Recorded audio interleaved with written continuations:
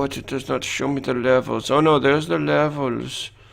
Talk, you fucking assholes. Hi. Hi. Okay, there we go. Bye. All right, everybody, welcome to the second attempt at a second episode of Weabop. I'm a Bane main in Injustice 2 and will wreck your health bar.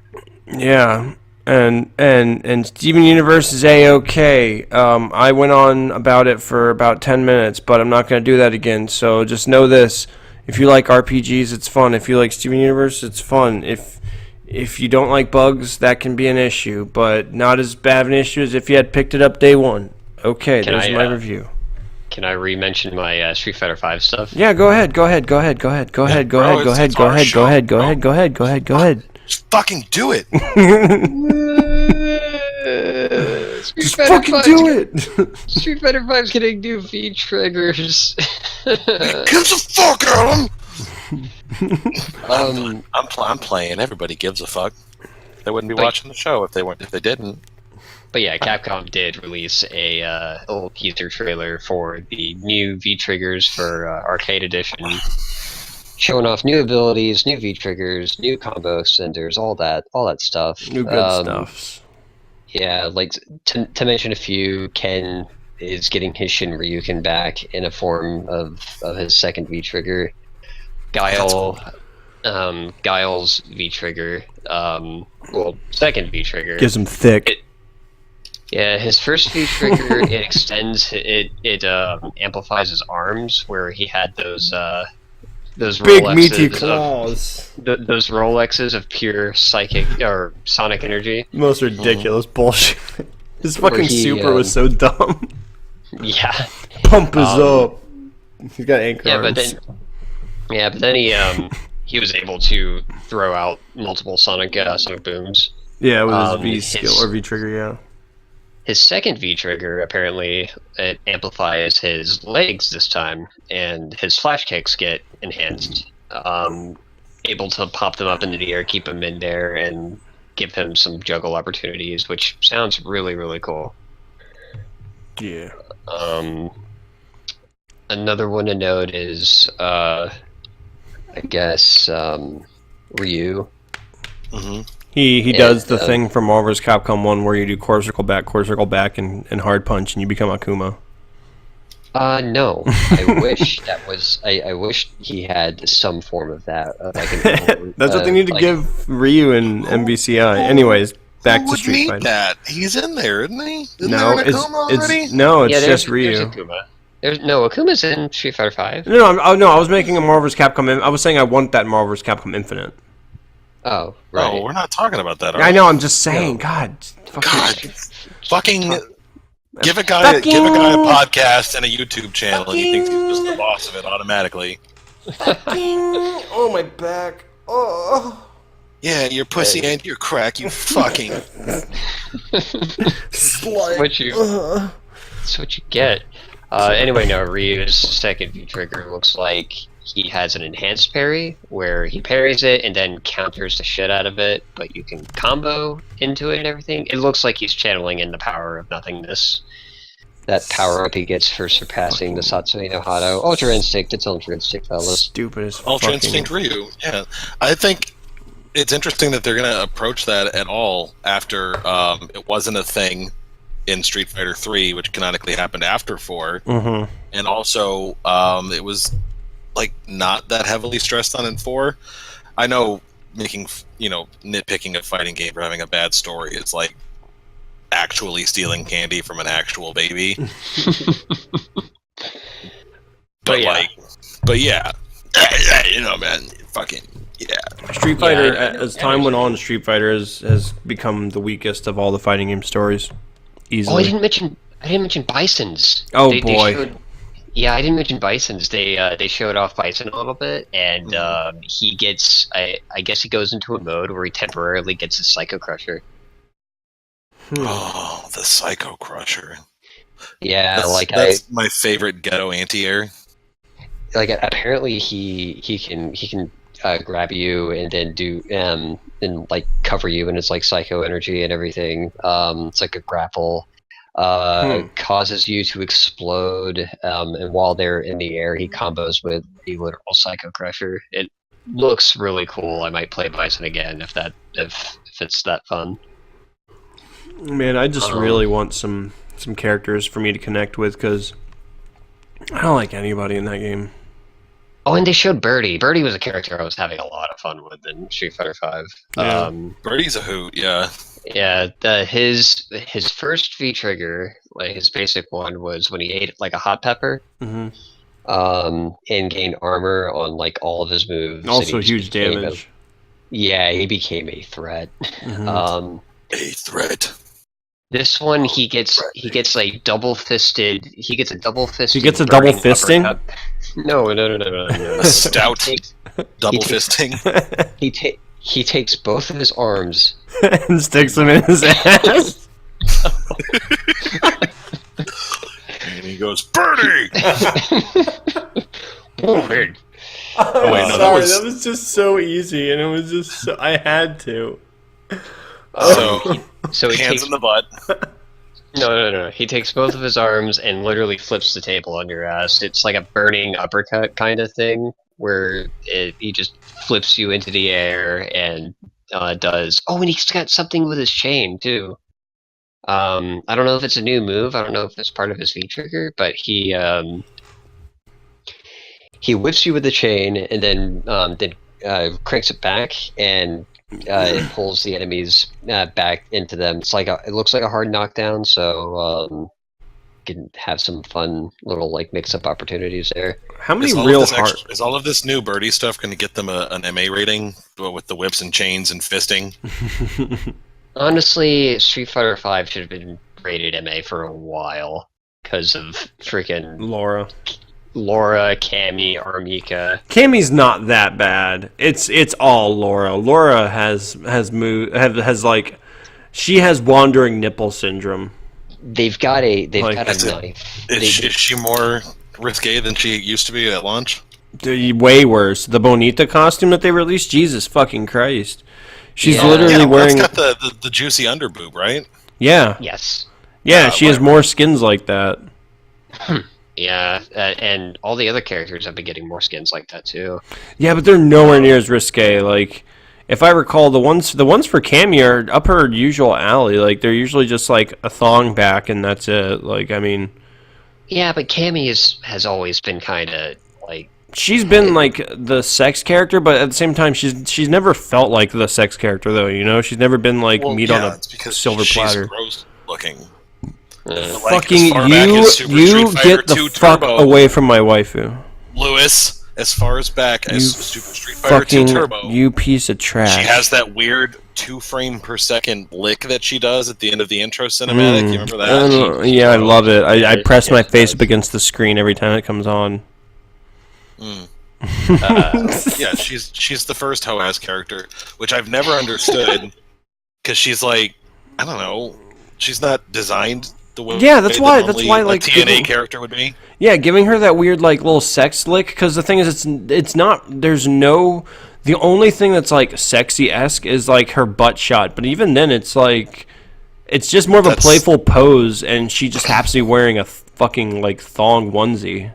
I mean, you're just talking about her like she's a real person. I think we need to tone that down for a second. I mean, I'm just saying. I know. I'm behind every great Cammy, there is a super horny old Japanese guy.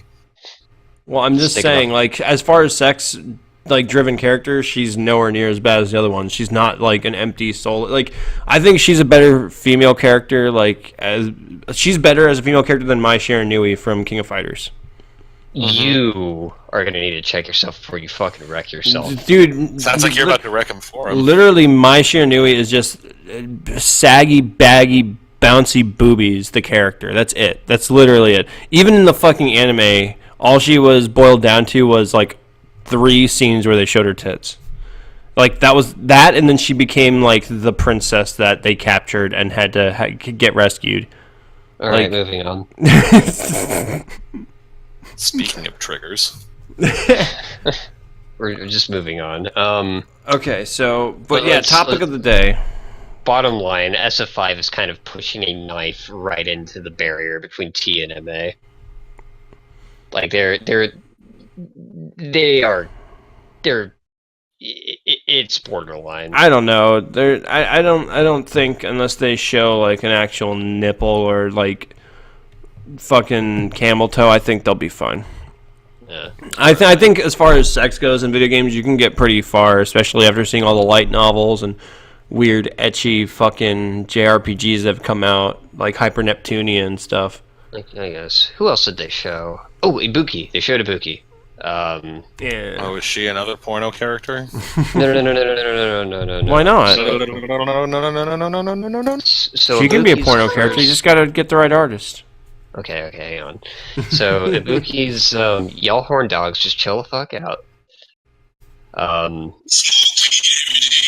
Cut. Oh my god. Are we cutting that out? No, we're not gonna cut that. No, Leave it no, in. I'm not. That's Fuck, good. fuck editing. Fuck that shit. It's a good message for the children. Okay, no, but dude. Okay. So I- so Ibuki. Sorry, it wasn't. No, I'm sorry. So Ibuki's. Sorry to stop apologizing. Yeah, Okay. stop apologizing. Just get it out, motherfucker. So Ibuki's first her basic V trigger, she has the bomb. Mhm. Lobs it out. It stays there for a while. Does some crazy mix-up stuff. This one they showed, she does a giant ass shuriken, and Like Naruto style shuriken. Yeah, it's like a demon wind shuriken. Looks straight up like that. How come that was never a super in any of the fucking games? Yeah, I don't know, but now it's her second V trigger. So she chucks it. It goes off the screen, and then it comes back. So it's like Frieza's Destructo Disc. Well, it doesn't hit her. It's Krillin's destructive disc, okay? But No, because Krillin's Destructo Disc is shown to be an unblockable move that is a super that does not return. So you can spend meter to get multiple hits out of it. Thank you very much. Okay. Fucking. How many times in the anime did Krillin's Destructo Disc come back to him? Just asking. It didn't. Exactly. Anyway. So yeah, Ibuki's got a shuriken that she throws now. Can come back and deal multiple hits and stuff like that. It juggles. Armika's is probably the hypest one. Oh, the chair? Because yeah. Nadeshiko comes out like with a chair, and she hits them multiple times with the chair, and you can get on the other side and do some crazy mix-up stuff. Like So you she's can got wail stand on her. combos. Yeah, you can wail on them while Nadeshiko's like wailing on them with the chair. It looks really cool.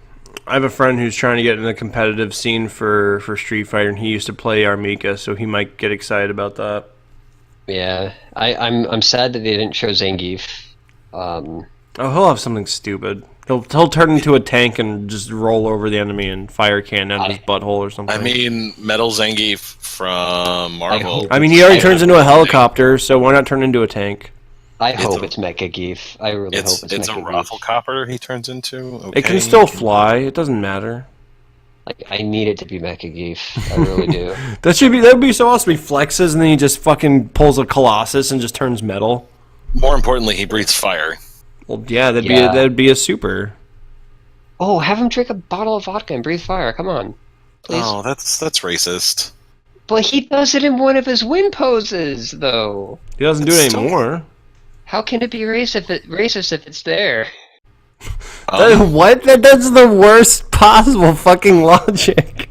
You know what else is there and also racist? Nazis? Racism. Yeah, that too. In general. Okay, that was kind of a bad thing. To say. That was It was probably not the a good worst, example. the most incorrect way to word that. All right, I felt but no. either way, it's an actual win pose. It's there. Like either way, it's there. Street Fighter has gotten very stereotypical. Also, Has It's Street always Fighter's been. racist. Yeah. It's kind of its thing. Yeah, look at DJ. Bad. Look at Yeah. Dulcie. Yeah. Dulcie and His original DJ. powers were given to him by eating spicy curry. Dulcie. That was his original storyline. Yeah. Really? Yeah, before Yeah. they retconned it to make it that Agni, the god of fire, was like, hey, you're pretty good at yoga, fella, here you go. It was just like, one time he ate some spicy curry, and like a cartoon character, he breathed fire. Yep. And then it just kind of stuck. Because racism. He was like, "Oh, this is very good. I'm going to continue breathing fire. I should just pocket curry." He says like a pocket full of curry, and he just eats bites of it between each round. Okay. Yeah, bro. It's got lint and shit in it. Of red curry. Got some pocket flakes. His hands are like always sticky. Ugh. I don't know if you've ever eaten Indian food, but it's not for germaphobes. It is fucking tasty as fuck, though. It can be both of those things. I'm just saying, it's tasty, it happens though. that it is. Yes. Well, because you said it's a messy, sticky thing, and usually messy and sticky, like, some people don't think like maple syrup, which is messy and sticky. People think more like doo-doo, which is messy and sticky. Well, it's sticky depending on what you ate, because, you know, sometimes you get where, like, it skims the rim. That's not the way I wanted to word that. Skims the rim. It's fucking I meant in your cheeks. That's not better. I know. It's the exact opposite of better. Yeah, so how about trash anime fighting games? Let's get to the topic at hand. Okay. Oh my Bad god. anime fighting games. Bad anime fighting games. That's man. Did we get the fisting joke on this one, or was that on the bad take? The fisting was just now. What are you talking about? Thank God. Okay, I'm sorry. I was laughing too hard during it, and I just Are you on the Drizzugs? Never. Was that what I was talking about, Birdie? Because yes, that was current. Bury. Well, you gotta remember, we talked about Street Fighter twice, and it's like, it kind of ran together, because, you know... It's not the audience's fault. It's not the audience's fault. I never blame the audience. Thank you, audience. Thank you so much for listening. Yeah, you guys are really cute. I appreciate every single No, he doesn't. He's lying. Christian hates you, whoever you are. Except for you.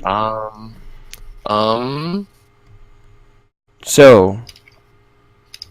That was all. I was throwing an in there. Oh, okay, so okay, well, let's get to the topic then, motherfucker. God dang hurtful allegation that I hate all of the people so watching this. So we're talking about bad anime fighting games.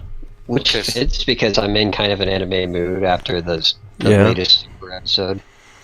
You know, before we get into shitty anime fighting games, I remember we were at the end of the last podcast. We were actually talking about the anime fighting games we would like to see made by Arc Systems, and I think it'd be fun to talk about for a hot second. Hot second? Like a supernova hot second. Just gonna get right down to it. A Yu Yu Hakusho fighting game needs to happen. It's never existed, and it needs to. No, it existed. It was just fucking trash. There's actually that's a great way for us to segue into our conversation today. Yeah, we'll go and get on to it for now. Was it PS1 or PS2? PS2. It was PS2. Tournament game. It was PS2. It ran off the engine as it used the same engine as the Budokai games. It wasn't like horrible. But I love Yu Yu Hakusho, and I played it one time, and I was done. You know. So it was that bad? I've never heard of it. Okay, you know how like there's that broad range of mediocre where like the needle can go from like one end to the other, and like sometimes it tips the very edge of mediocre to where it's like, I know this is bad, and I know people won't like it, but I'm enjoying it. It never gets there. It never gets there. It always is on. This is very much a game that exists, or it dips into, man, this is painfully reminiscent of something that is good. Yeah, right. Like, it had the bones of a good game. Yeah, because it used the Budokai engine. Yeah, but the execution was just it was lackluster. It was poor. No, yeah. You could tell like you could tell that when they thought the engine was going to carry it, but the thing is, the engine itself isn't that great. It's just the dev team that made Budokai understood what made Dragon Ball Z fun, and they made it to where you could customize your character, and there's all these cool like little cutscene supers, and they gave it all this like fan flair, and then like Dark Tournament's just lifeless. Yeah. There's no fan service. Like, if I recall, each character is like one cutscene super, and it's like, dude, out the box, the first Budokai, before they even started doing cool shit like fusions, before they even got to the fucking Buu Saga. Like, if I recall, Budokai 1 ended at Cell. Yeah, like, and it was still good. It had Yeah, like each character had 3 cutscene supers, 1 or 2 actually per character you had to unlock by playing through a campaign and doing what if scenarios and shit. And yeah, it had a really good cinematic campaign mode. Oh yeah, it was fun as hell. And then like you go and it's like, if I recall, I didn't play. I think I played like 1 match of Yu Yu Hakusho, and it was because one of my friends, he rented it, and I hung out with him like the last day he had it, and I was like, "Oh, Yu Yu Hakusho, I've seen that show," and he was like, "It's fucking bad. That game is bad." And like, we played like 1 second, and I was like, "Yeah, let's just play something else." Huh? Yeah. Because I'm not even a fan of the show, so I didn't want to check it out. That's only honestly, it's only the beginning of the sad history of Yu Yu Hakusho games. Like, there's a handful, and probably just a handful out there at all. And in my experience, I have liked one of them. I know which one. It was fucking the Game Boy Advance one. The Game Boy Advance Dark Tournament Tactics game. I knew it. Oh my god, I played that. Yeah, it played like Final Fantasy Tactics, but bad. But they nailed it enough, and they made it, with the fans in mind enough that you could pick 4 favorite units that weren't, Yusuke. Yeah, I don't understand why more game companies don't do JRPGs for anime.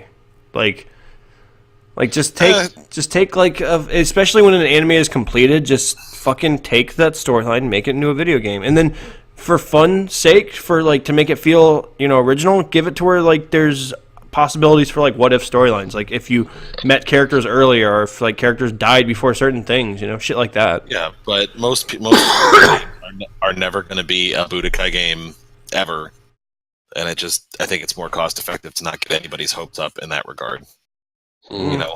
Yeah. Okay. So because Budokai Tenkaichi, they did that, and that's what made them rad.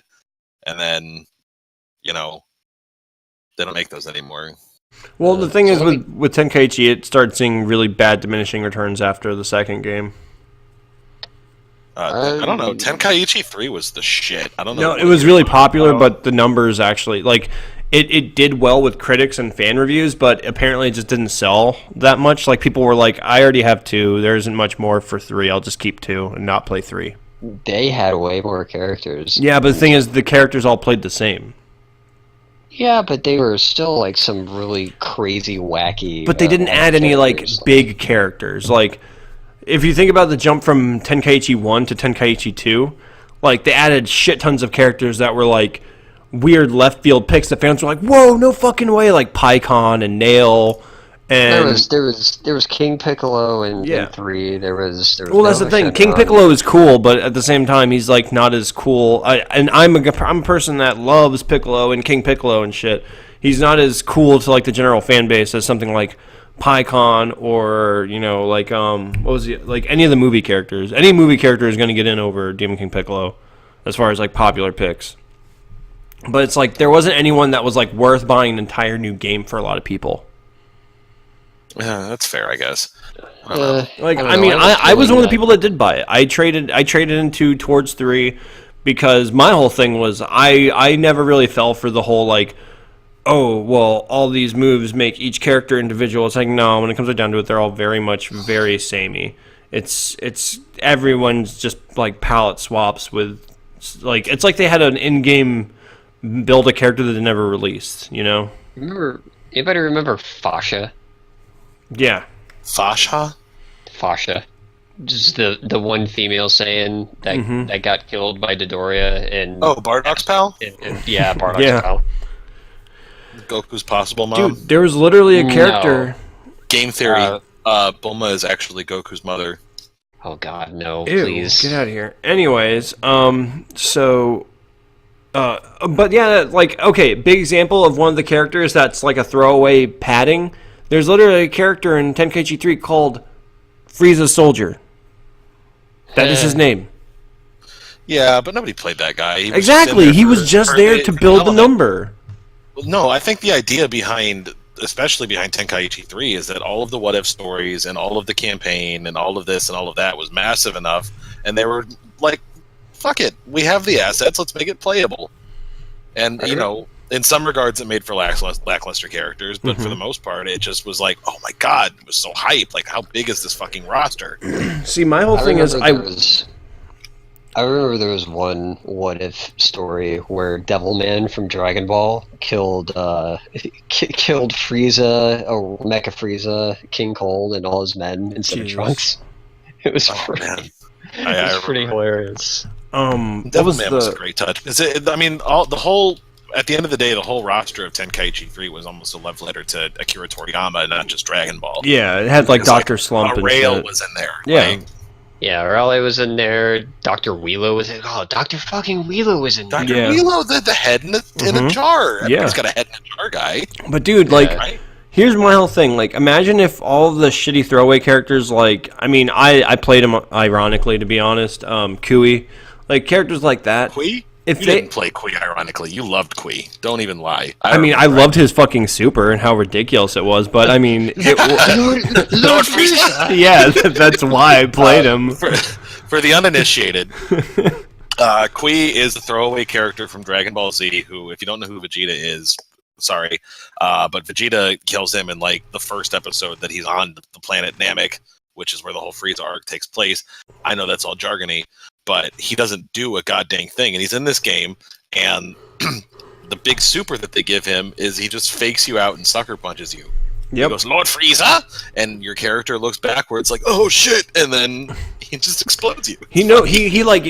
The stupidest thing about it though is it's not like he just bombards you. He like does like a push attack to like knock you down, but it's in a world where people can fly. Yeah, so he like trips you into nothing and just if I recall, if you do that there's a stage where if you do that and you do the destructible part of the environment, if you do that super, they're both floating there during the entirety of it. So it just looks stupid when he does the kick away and then the blasts. But I'm just saying though, characters like him, characters like Kui that are just like there as like LOL filler. If they hadn't been the character, they'd taken them out and they had used that space and time to make more of the like leaning on jobber kind of cool picks and like make them feel more fleshed out. Because when it came right down to it, the only thing that really made people different was their little ultra blast or blast 2s or whatever, like the special status bonuses. All the blast attacks made characters. Yeah, those were very interesting. And I'm sure that if the game survived to see another iteration, it would have had more of the same, but better. I think that series. Because go on. 3 is cooler. 3 is cooler than 2. That's subjective, but I feel like 3 is cooler than 2, and 2 is better than 1. And on a long enough timeline, they would all kind of just be. 3 had everything that was great about 2, but added in a bit more. See, my whole thing was especially characters. Yeah, I had some issues with going from 2 to 3. Like 1 is trash in my opinion. 1 isn't really worth playing, especially like now that we're in the era that they're kind of in the retro category. I definitely think if you're going to pick 1, 2, or 3 are both good picks. But I remember they changed some stuff to like the combo chains that made more characters feel same-ish. Like they just it used to be to where like after a certain amount of button presses of the light, and then you'd hit like the energy button, you'd get like a couple special attacks. But they made those more limited to where like a lot of characters, they were like just exactly the same thing. Like there was. I want to say that there was probably in the entirety of the roster, maybe like 7 or 8 unique fighting styles. Yeah, I wanted to say 3 or 4, but then there are some like Omega Sin Shenron and Super Saiyan 4 Gogeta, like and others that definitely played their own way. Super Saiyan 2 Teen Gohan played his own way. Well, I think it's like anybody with a tail had a tail style that was unique to them. It was cool, man. There was like the 8 main like animation styles where it's like, as you said, like there was tail characters, then there was like small child, medium child, which would also, I'm pretty sure, be the same wireframe as like Cell Jr. and like Cyberman. Medium child. Yeah, well, I mean, because small child is Chaozu and Gohan. I believed he was a fat boy, but I was wrong. He is a medium child. But no, okay, but seriously, like the small size is like Goldo, it's Gohan, it's It's Chaozu, anyone that's super Chaozu! a rail, Goku, like the original like Kid Goku. Goldo had some neat attacks, by the way. Yeah, like he had some fun stuff. Like this thing, I a don't lot want of to be characters one of had those fun people that stuff. says low key unnecessarily, but Goldo is in fact low key probably the strongest of the Genyus. Because he can stop time. Stop fucking time, exactly. Yeah, too Yeah, bad. And Like, he gets pooped on. too bad he doesn't do Yeah. shit with it. It was a really cool concept. Like My whole wasn't thing was just- like he was gonna throw fucking wood spears at them. Haven't they been like shot by guns and it not did anything? Like, what would fucking wood spears do? It's moving faster than time. We're Okay. talking about Jiren spears. I mean, I guess if like their whole thing is that they aren't stopped in time, but they're surrounded in like. If they're in a stasis, right? I don't think they were in a stasis. I think that their minds were frozen at that point. But hypothetically, if time is frozen and an object gets pushed into you at a standstill, then there is a nigh infinite amount of force that you're being hit with, and at that point, Yeah, well, like time wasn't frozen around them when he was doing that. He paralyzed them in midair with some stasis attack. And fucking yeah, stupid. I think he put his hands above his eyebrows, pointing down, palms out. He said, "Mind freeze." Yeah. Goldo's something kinda along those lines. Mind freeze. But yeah, He just had a really my whole thing was I just wish like here's what they should have done. Here's what they should have done. Everyone they Let's should hear it from the master. Okay. So reusing the wireframes and everything, redoing animations and techniques, whatever.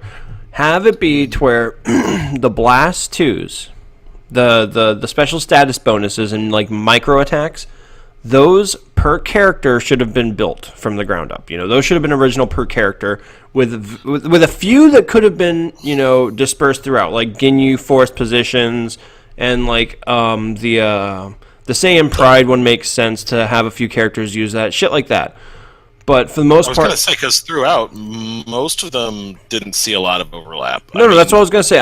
For the most part, that one was good. There was a few... Like, in the third game, they made a lot more generic ones because of characters like Frieza, Soldier, and Kui, where they had to do shit like false courage and shit like that. Where there, like I said, there wasn't as many. Like, the second game was better about that, but whatever. Not a big deal.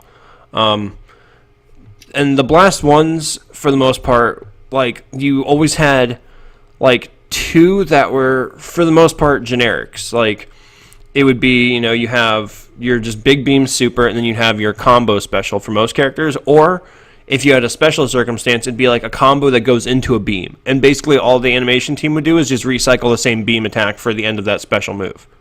All right. Here's why that's not the game's fault, though. Because that's all that there is in the source material. That's true enough. But the thing is, like, if you look at something like... somebody has a combination attack that's their signature thing, like with Kid Buu. Right? But, I mean, if you look at Dragon Ball Fighters, though, they came up with original stuff that feels in character, and it's from panels in the comic. Like, there isn't a lack of material. Like, it's just that there is, though, because can you honestly tell me, like, the difference physically between, like, Gallic Gun and Kamehameha, besides the fact that one is purple? Kamehameha is a full beam, Gallic Gun is a ball.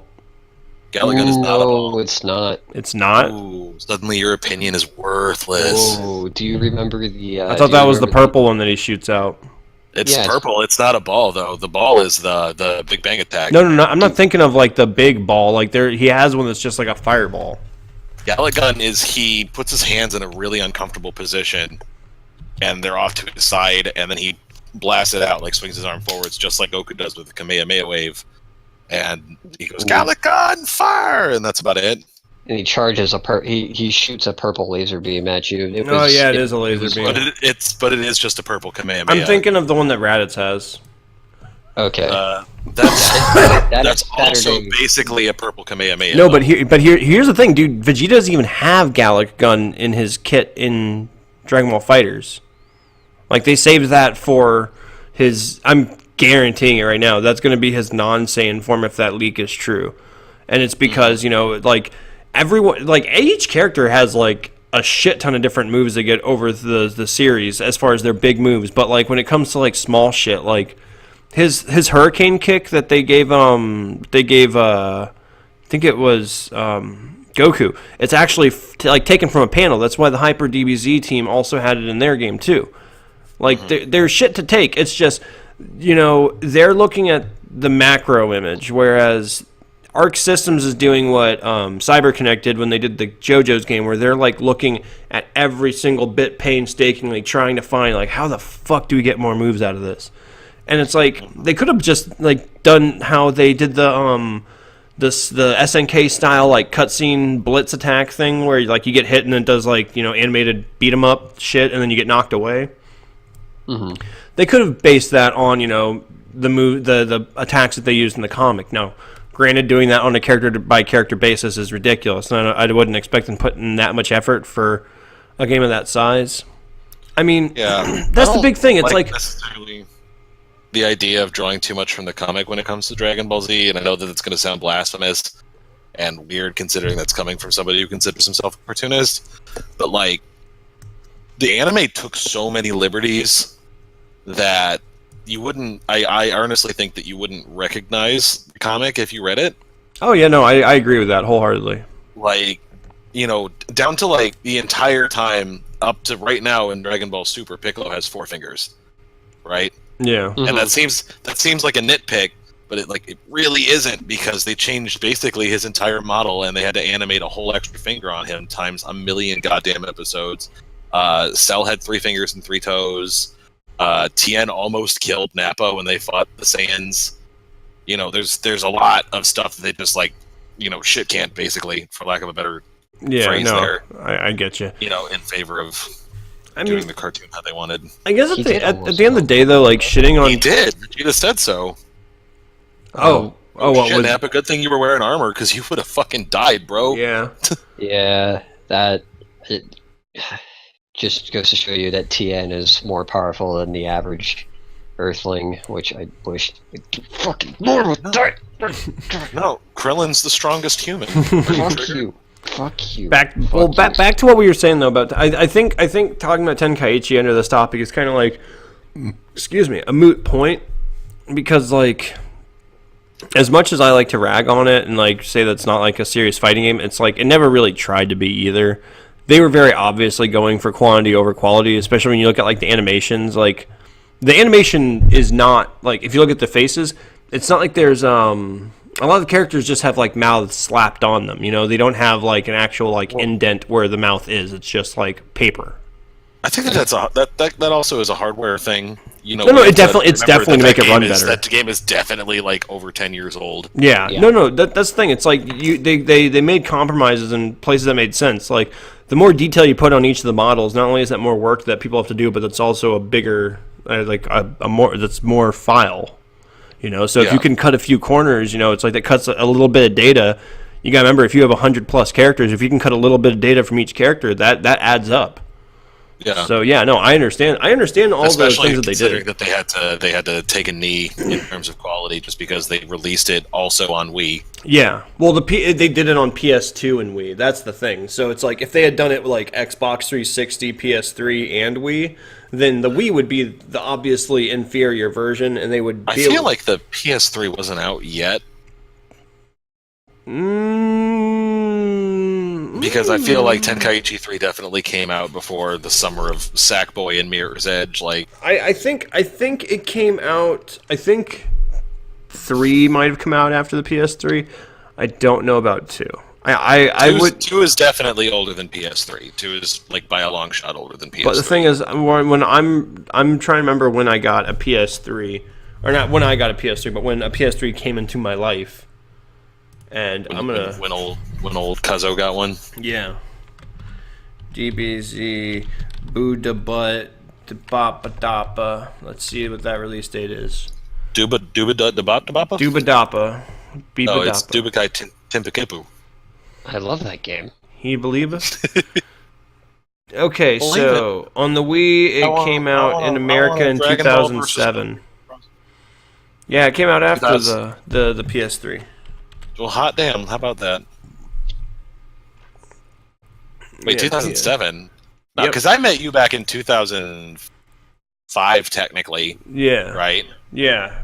And that would have meant that within a year of us finishing that year of high school, you would have gotten a 3 shitty and a PS4. Well, the PS4, the PS3's release date was. Or not a PS4, PS3. Yeah, PS3's release date in America was November 2006. Yeah. Oh, shit. That was way before y'all met me. Yeah. That's way before I even heard of you. That's before you were born, fella. No, it was not. You got during millennial. I'm not a millennial. Sorry, buddy, you are. No, I'm not. Oh, whatever. 1983, Okay. I don't think I'm a millennial. Anyways, so 1993, you were exactly a millennial. Are you sure about that? I'm positive. I bet you would fucking love kombucha. oh my god, What the Guys. hell is that? guys, It's like fermented Guys. vinegar shit that vegans drink. It Guys. does all about it. That I don't sounds I don't fucking drink gross. it, and it's actually like it's a probiotic Yada yada. fucking. Gross. It is fermented. It's fermented tea. It's similar to. It tastes similar to like alcohol, but it doesn't get you drunk. There is one that has like a very very minute amount of alcohol that if you drink enough of, you can get drunk. But I mean, I've never had it. I drink almond milk, dude. Almond milk's the shit. Yeah, that's not in my diet. My diet mainly consists of carbohydrates. It's very unhealthy and an issue. Are you just a full-time spaghetti boy? Well, full-time spaghetti, full-time cheese, full-time bread, full-time meat. Okay, so anyways, so what I wanted to say though, because I like to shit on Tenkaichi, but the thing about Tenkaichi is, I think the reason I like to shit on Tenkaichi is because it took the spot of regular Budokai, and that was a good. Budokai was really fucking good. Budokai 3, I think, had too many silly gimmicks slapped on compared to 2, but it's still a fucking great game. It had like a dragon rush mechanic. That was my biggest issue, was the whole like dragon supers where it's like you had to play the stupid rock paper scissors kind of thing. Yeah, But I wasn't a fan of that. the biggest issue was like there was no way to guarantee that you'd get to see your super flashy move. You could land a badass combo or bait someone into it and feel like a fucking badass, but because of one lucky button press, they immediately negate it. It was the biggest bullshit. And they mapped some of like the really cool cinematic supers to it. Yeah. Like Final Flash, Special Beam Cannon, Genocide Hercules. beam. Yeah, Like, and Hercules a lot like, of 'em. all right, I got the picture. Like he steps on you and takes a picture. There's like because like my biggest issue with that whole situation, at least nowadays, is that like my favorite one was Budokai 2, and Budokai 2 isn't too bad to get like secondhand for the PS2, but there was that really really nice HD port that they did for the Budokai games, but 2's missing because the bullshit ass fuck face composer that made the game plagiarized a shit ton of old like hair metal bands and shit. So you know, I remember hearing about that. Yeah. yeah. So they can't like their whole thing was like, oh, we're just not gonna do the HD port. It's like, dude, just fucking take the assets from 1 and 3 and just do a best of music selection from those 2 games for 2.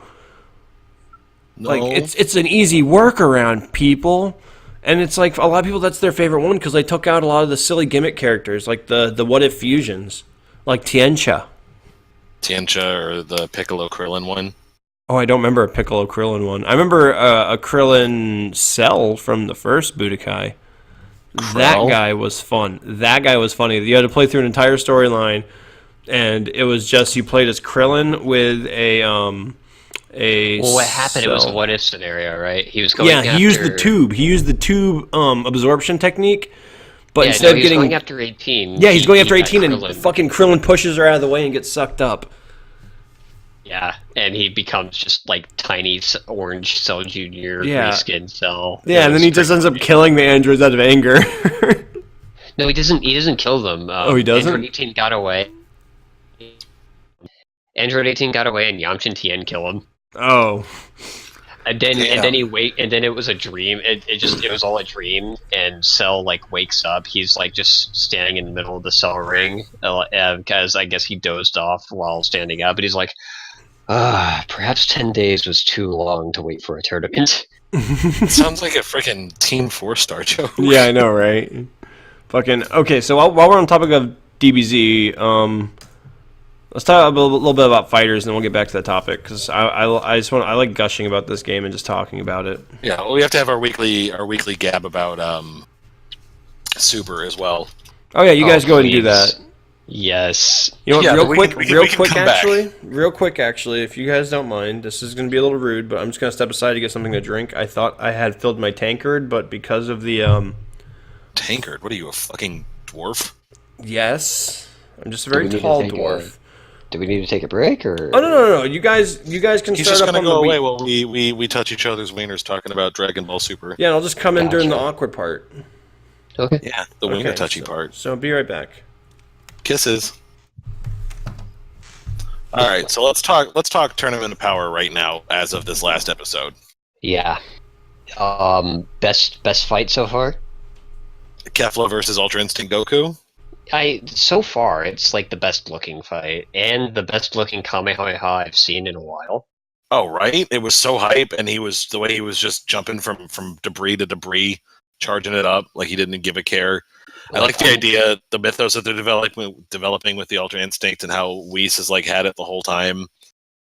And he's been trying to teach them how to do it the whole time. Yeah, that's what I told Bishop about it a while, and I kind of like caught on. If you notice that his eyes are like silver, exactly like the angels, like his eyes are like the exact same as the angels, which is a really Goku's? cool touch. Yeah, Goku's. You know who else has silver eyes and is retarded powerful? Jiren. Really? Wait, no, Yeah. his eyes are kind of pure black, aren't they? No, he's got alien like shaped eyes, but they're actually fairly light gray in color. Mm-hmm. I guess I don't want to say silver, but they are for sure light gray, and I think it's an interesting little parallel. Oh God, it's a little parallel Yeah, I mean, because he's stronger than Topo, right? right. Topo. And Topo's stronger than his universe's god of destruction. Well, who's stronger than Potato? Nappa. Anyway, so it would follow then that perhaps Jiren has also gotten the Ultra Instinct down to such a point that he can just chill with it. Yeah. As sort of like a callback to Gohan and Goku in the Cell Saga, how they came out the time chamber and just could be Super Saiyan indefinitely. Why did they stop that? Like that? I don't know. It just 'cause seems so inconsistent. Goku's a shitter, one, because I think Gohan stayed like that until after Cell died, and then he went to school and became a nerd. Hey, so real quick, is Jiren the guy that's stronger than time itself?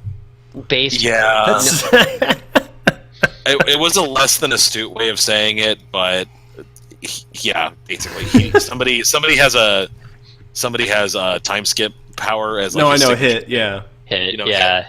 Yeah, and he managed to circumvent that, but it's not fair to say that he's stronger than time because Goku also managed to get one up on hit, like when they fought the first time. Mm. And Yeah. he's been improving that technique over time. So to Yeah, say the he's coolest stronger thing than time about is Hit. fucking dumb. Yeah, the coolest thing about Hit is Goku fights him and gets the upper hand, but Hit always gets the upper hand back. Yeah, no, he's great. He Sounds actually like a JoJo's fight. he had to. It was basically because there was time stopping and this and that. It ended up being a Zawado! Goku fight. Spoilers. Yeah, Hit definitely was one of the coolest things to happen in Super. He's a legit good character. He's great. He's easily yeah, the most that- popular pick besides Beerus for fighters. Beerus is most definitely in. Beerus has to be in the game. If he's not in the game, I don't know what the fuck they're doing.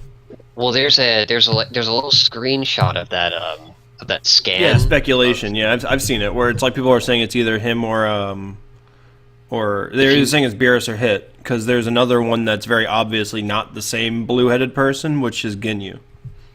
Yeah, but there's one where it's like if you look at, I was looking at it like not zoomed out, and it looks like Beerus. It really does. I really hope it is Beerus because if they only put one super like character in at launch, it needs to be him. It looks like the right shade of like dark purple. Mm. Yeah, or it's Skinny Champa. God, Champa.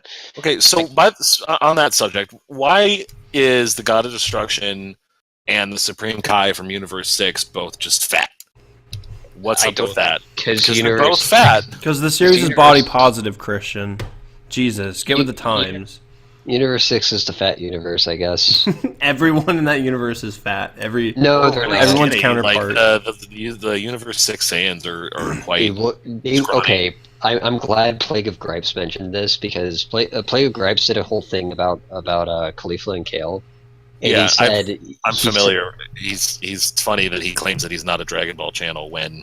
He's now a Dragon Ball channel. Yeah. Right. Oh no, like that. Anyway. Wooly was giving him shit about that on one of the more recent Super Best Friends casts. Yeah. It Well, was pretty anyway, great. he said like the best thing to describe the Universe 6 Saiyans, and it's that they look like cancer patients. I mean, where's the lie? They totally, and I guess they kind of look. They're supposed to look like Toriyama's like old like this concept design of Saiyans, but they look so weak. None of them have tails. Where are their tails? Yeah, they look so I hate weak. that more than anything. Like, I was mad, when I realized that Trunks and Goten didn't have tails. And I was like, hey, wait a minute! They might have just We've took. been duped. They might have just took. That actually might be a little more reasonable why they don't have tails, because they might have they might have gotten them removed during birth. Okay, Or so after birth. follow up argue to that, though. How do you keep a Saiyan's tail off indefinitely? You eat it. Because I don't... Goku got his taken off as a kid off screen. Mm-hmm. They Isn't just it said that you Kami cut did it? and it was just gone forever. Gohan's grew back as many times as the plot required. No, it only grew back a couple of times. If I recall, it never grew. No tail's grown back ever. It's been straight up cut off.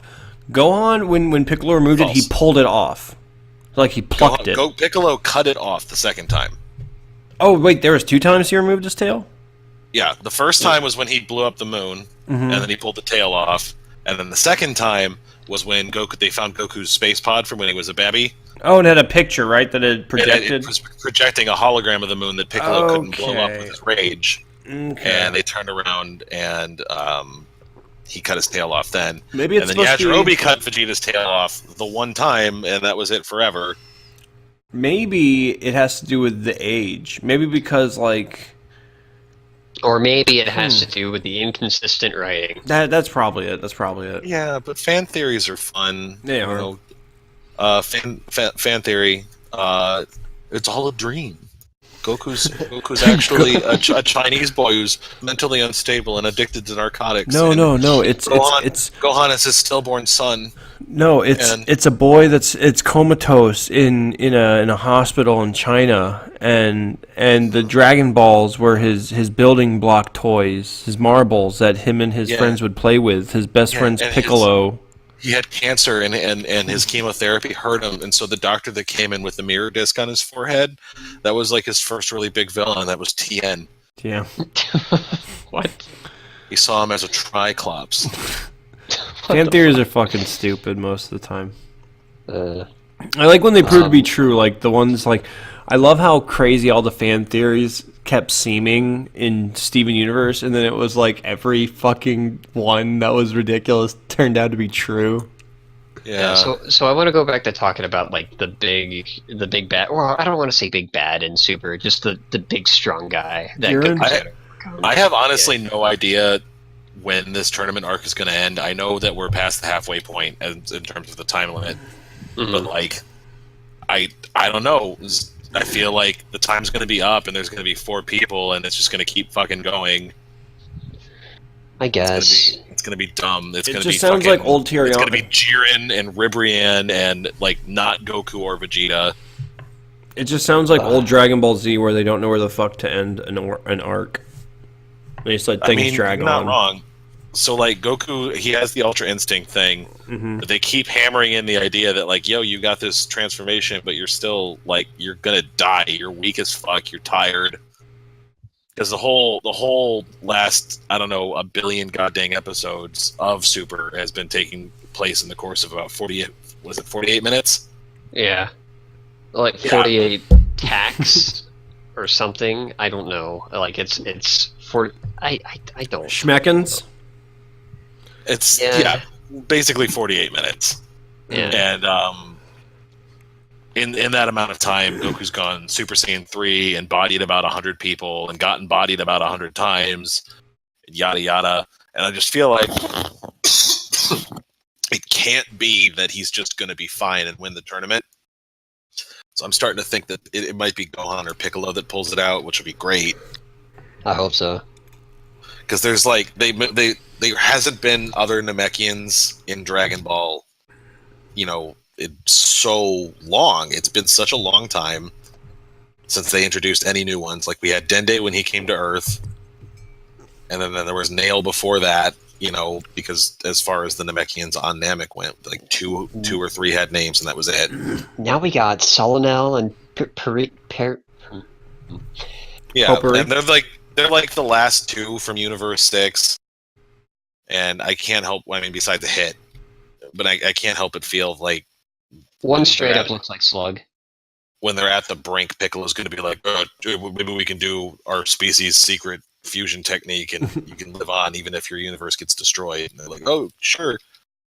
Well, one of the Goes things bitching that and pulls them in. one of the things that that Toriyama said before Super, like a long time ago in an interview, was that if Piccolo ever recombined with King Piccolo's ashes, he would be the strongest character in DBZ.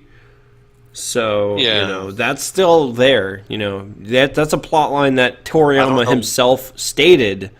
Yeah, but you also have to remember, and this is important because I think a lot of people forget this, he's not writing Super. Oh, yeah, that's right. I forgot. He's He's not a even doing the consultant manga. on Super. He consults for Super. And Yeah, he doesn't even do the signs off manga. on the using of the rights. But yeah, the manga is done by somebody else entirely. He's not a creative force behind it. Oh, real quick, means- have you guys heard about the side comic that's become the fan comic that is now considered part of the Dragon Ball canon? Which is? The one about the Dragon Ball Z fan that dies and is resurrected as Yamcha. Oh, that's cool. Where Dude. he goes through a bunch of rigorous training because he knows what's going to happen. Exactly, yeah, he knows exactly what's going to happen, so he's able to train for it, and he makes Yamcha like the most broken character in Dragon Ball Z. And dude, Wow. I want that to be a DLC variant for regular Yamcha. I'd be down. That's cool. Like, I really fucking want that. Just want Yamcha to be cool again. I know, right? Yamcha dude? was cool. Do you not remember the baseball game with Universe 6? Yeah. That was all right. He slides onto home for the winning point in a baseball game for the fate of the universe, and he's laying there on the home plate in the same position he was when the Cybermen blew him up. Yeah. And Yeah, everyone's like that. he was the hero of the day. That position looks familiar. Everyone was like, He was like, "Cha, dude." Yo, check this out. God. The best soundbite ever from Tenkaichi. God damn it. when you tag in Yamcha and he just like goes up against Omega Shenron. Yo, check this out. I don't know. There's a lot of solid gold sound bites in that game. Oh, yeah. My personal favorite is Hercules. You're all washed up. I've just heard that too many times in my life. Mine is Ginyu. Want some candy? But oh yeah, We'll so turn you into candy. so I honestly, because I've heard Plague of Gripes complain about them, and I've heard Adam complain about them too. But I honestly don't. I wouldn't mind if they put these World 6 characters and fighters, because more female fighters would be fine. The female Saiyans? Yeah, the female Saiyans. Kefla or Caulifla and Kale. Yeah. Just put in Kefla. She effectively has more flashy looking. Just do what they're moves doing than with 18 and characters. 17. Make them fight as a pair. I'd be down for that too. As long as Kaba isn't in the game. Kaba is useless. and Is I that the hate shitty, like, thin guy saying that Vegeta's like, "Brr, brr, brr, brr, brr," to, You will be my senpai or whatever. Yeah, like "You can touch my dick"? Okay, I want to actually talk Press about Vegeta. that real quick. Why would I do that? Press Vegeta. Why would I touch it? You're willing. Vegeta looks really good in those scenes where he's actually being the sensei to this guy. Mm-hmm. Yeah. Where he's like being the mentor to him and everything. Like it's really good for Vegeta's character, in my opinion, and I really like seeing it. But no buts. It's just oh wow, just a cohesive thought, huh? Like literally no buts. Like it's really cool for Vegeta's character, and he's like just training some guy on the side. I like the idea that he's just that blown by the fact that Saiyans aren't shit at all in Universe 6, that he was just like, no, this is unacceptable. You're going to be my student. Yeah. I'm going to teach you how to go Super Saiyan. And when I win this tournament, in quotes, and your universe gets erased, I'll just wish it back.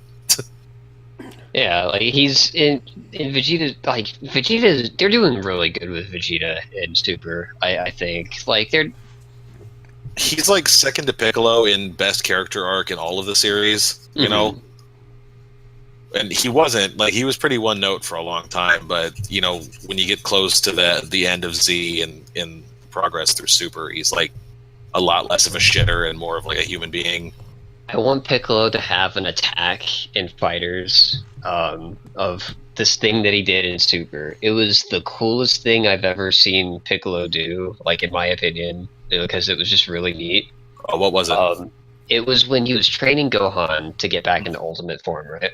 Oh my god, yes, I know already. And Gohan, so what happens was Gohan gets back into Ultimate form and he cuts off Piccolo's arm, and Piccolo's arm is currently floating in the air, like flying in the air, right? Yeah, it's like discarded, flying to the ground. Yeah, and Piccolo's like, "Oh, you did real well, Gohan. You're back to your old self again." And he extends like his hand to shake. And Gohan's like, "Oh, thank you."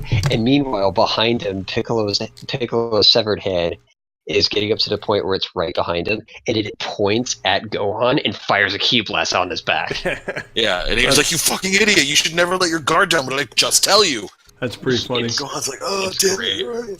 It was great. It was so cool. What I want to see in like the different anime fighting games is, I want to see them get crazy with the abilities. Like, I would like to see a thing where, I don't know, like fucking while charging up the special beam cannon, he does like the mouth shot and like they dodge it and then he just hits them with the special beam cannon.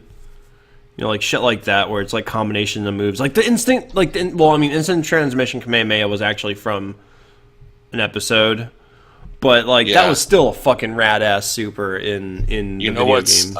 I'm gonna risk blaspheming against all people who have ever loved Dragon Ball and especially the instant transmission Kamehameha. They trumped it this last episode. He did.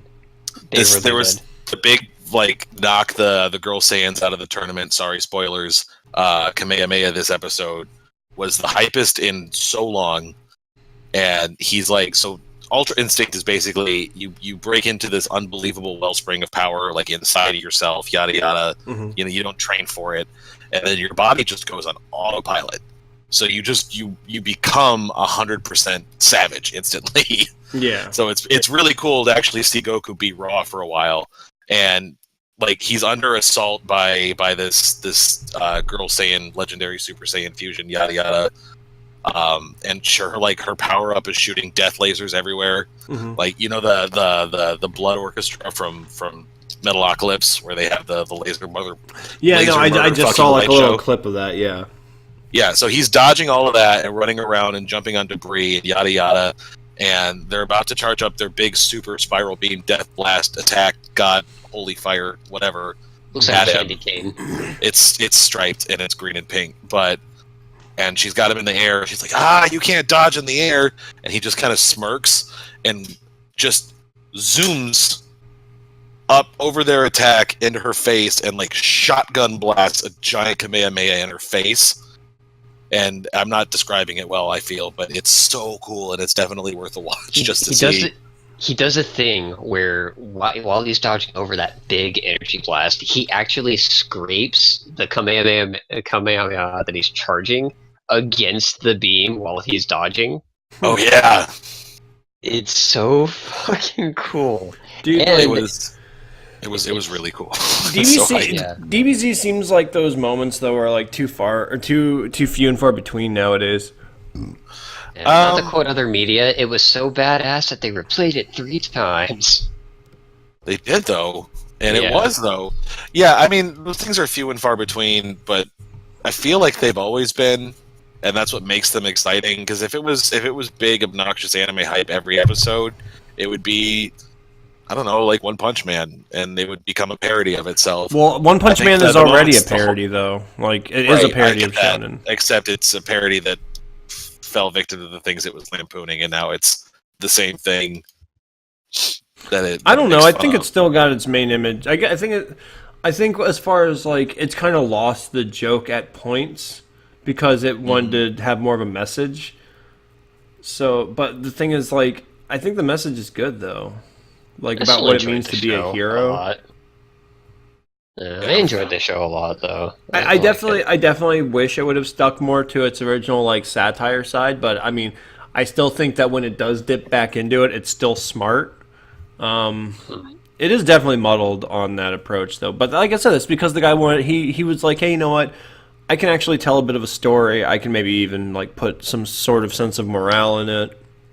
Why not? Yeah. And I think a lot of the times he's been very poignant on it. You know, like the scene with licenseless rider was like a very, very strong moment in anime for me. Like that was one of those moments to where it was just like it really hit me. You know, like Moment Rider.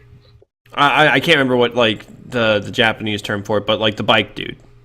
Yeah, Moomin Rider. Yeah, the translation is licenseless rider. So that's like that's the subs I saw. Yeah, but he was fighting freaking Fishman McGee. Yeah. Like just that little episode, it's like that's when like as stated, it completely lost the sense of satire. But it was like for that moment though, it was worth it. That's how I felt. Yeah. But like as far as the whole you can't have it be bombastic too often because it makes the big moments weaker. I think. I mean, granted, I feel like a fucking broken record bringing it up, but JoJo's, man, like every fucking fight is a big like just ridiculousness, and then it's like the final fight in JoJo's. Granted, Dio versus Jotaro was a little drawn out. But they're always a little fucking crazy. Jesus Christ! You had to pick apart everybody that survived the match. Well, that's the thing. It was entertaining for most of it, though. He had to, like, Kakuin had to fight him and figure out that he was a time traveler. But it was like a damn good fight, though. Killed very slowly, and then die again, and it was too much. I understand that from an aesthetic standpoint, you might be into that, and that's cool, and I can respect that. I just think that after a certain amount of time, that shit gets tedious, you know? Well, it definitely gets better after part 3 as far as the conclusion fights. Like, 4 had an amazing finale. Yeah, it did. Yeah, the 5, the whole thing with 5 was like, it was just such a slog at that time that like most people didn't even bother finishing it. And either skipped or just abandoned JoJo's. But like, if you can get to the last bit, like if you can get to where the fights start getting good, the final fight itself is fucking crazy. And the finale for how the main bad guy is beaten is fucking rad. And it's like, this is fucking cool.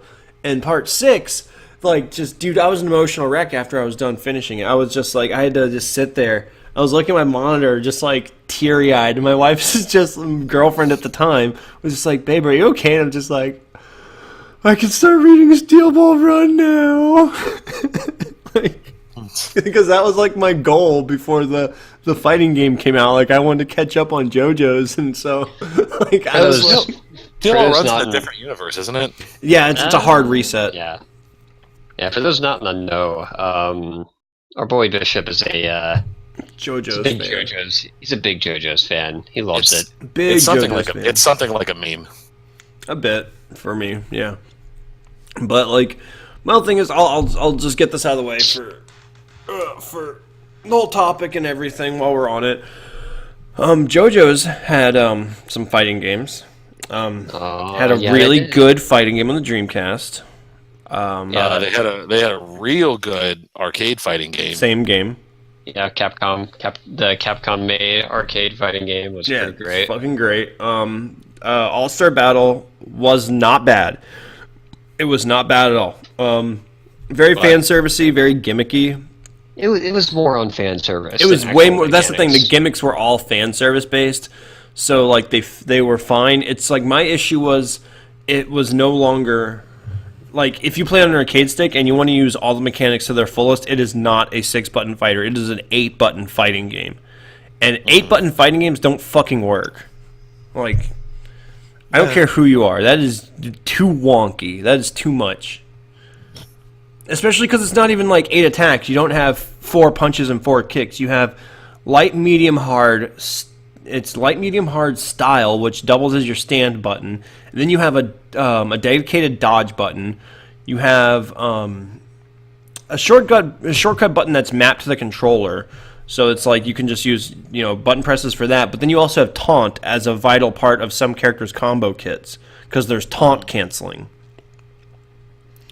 And then, oh god, there was one more fucking button, I can't remember it, but yeah.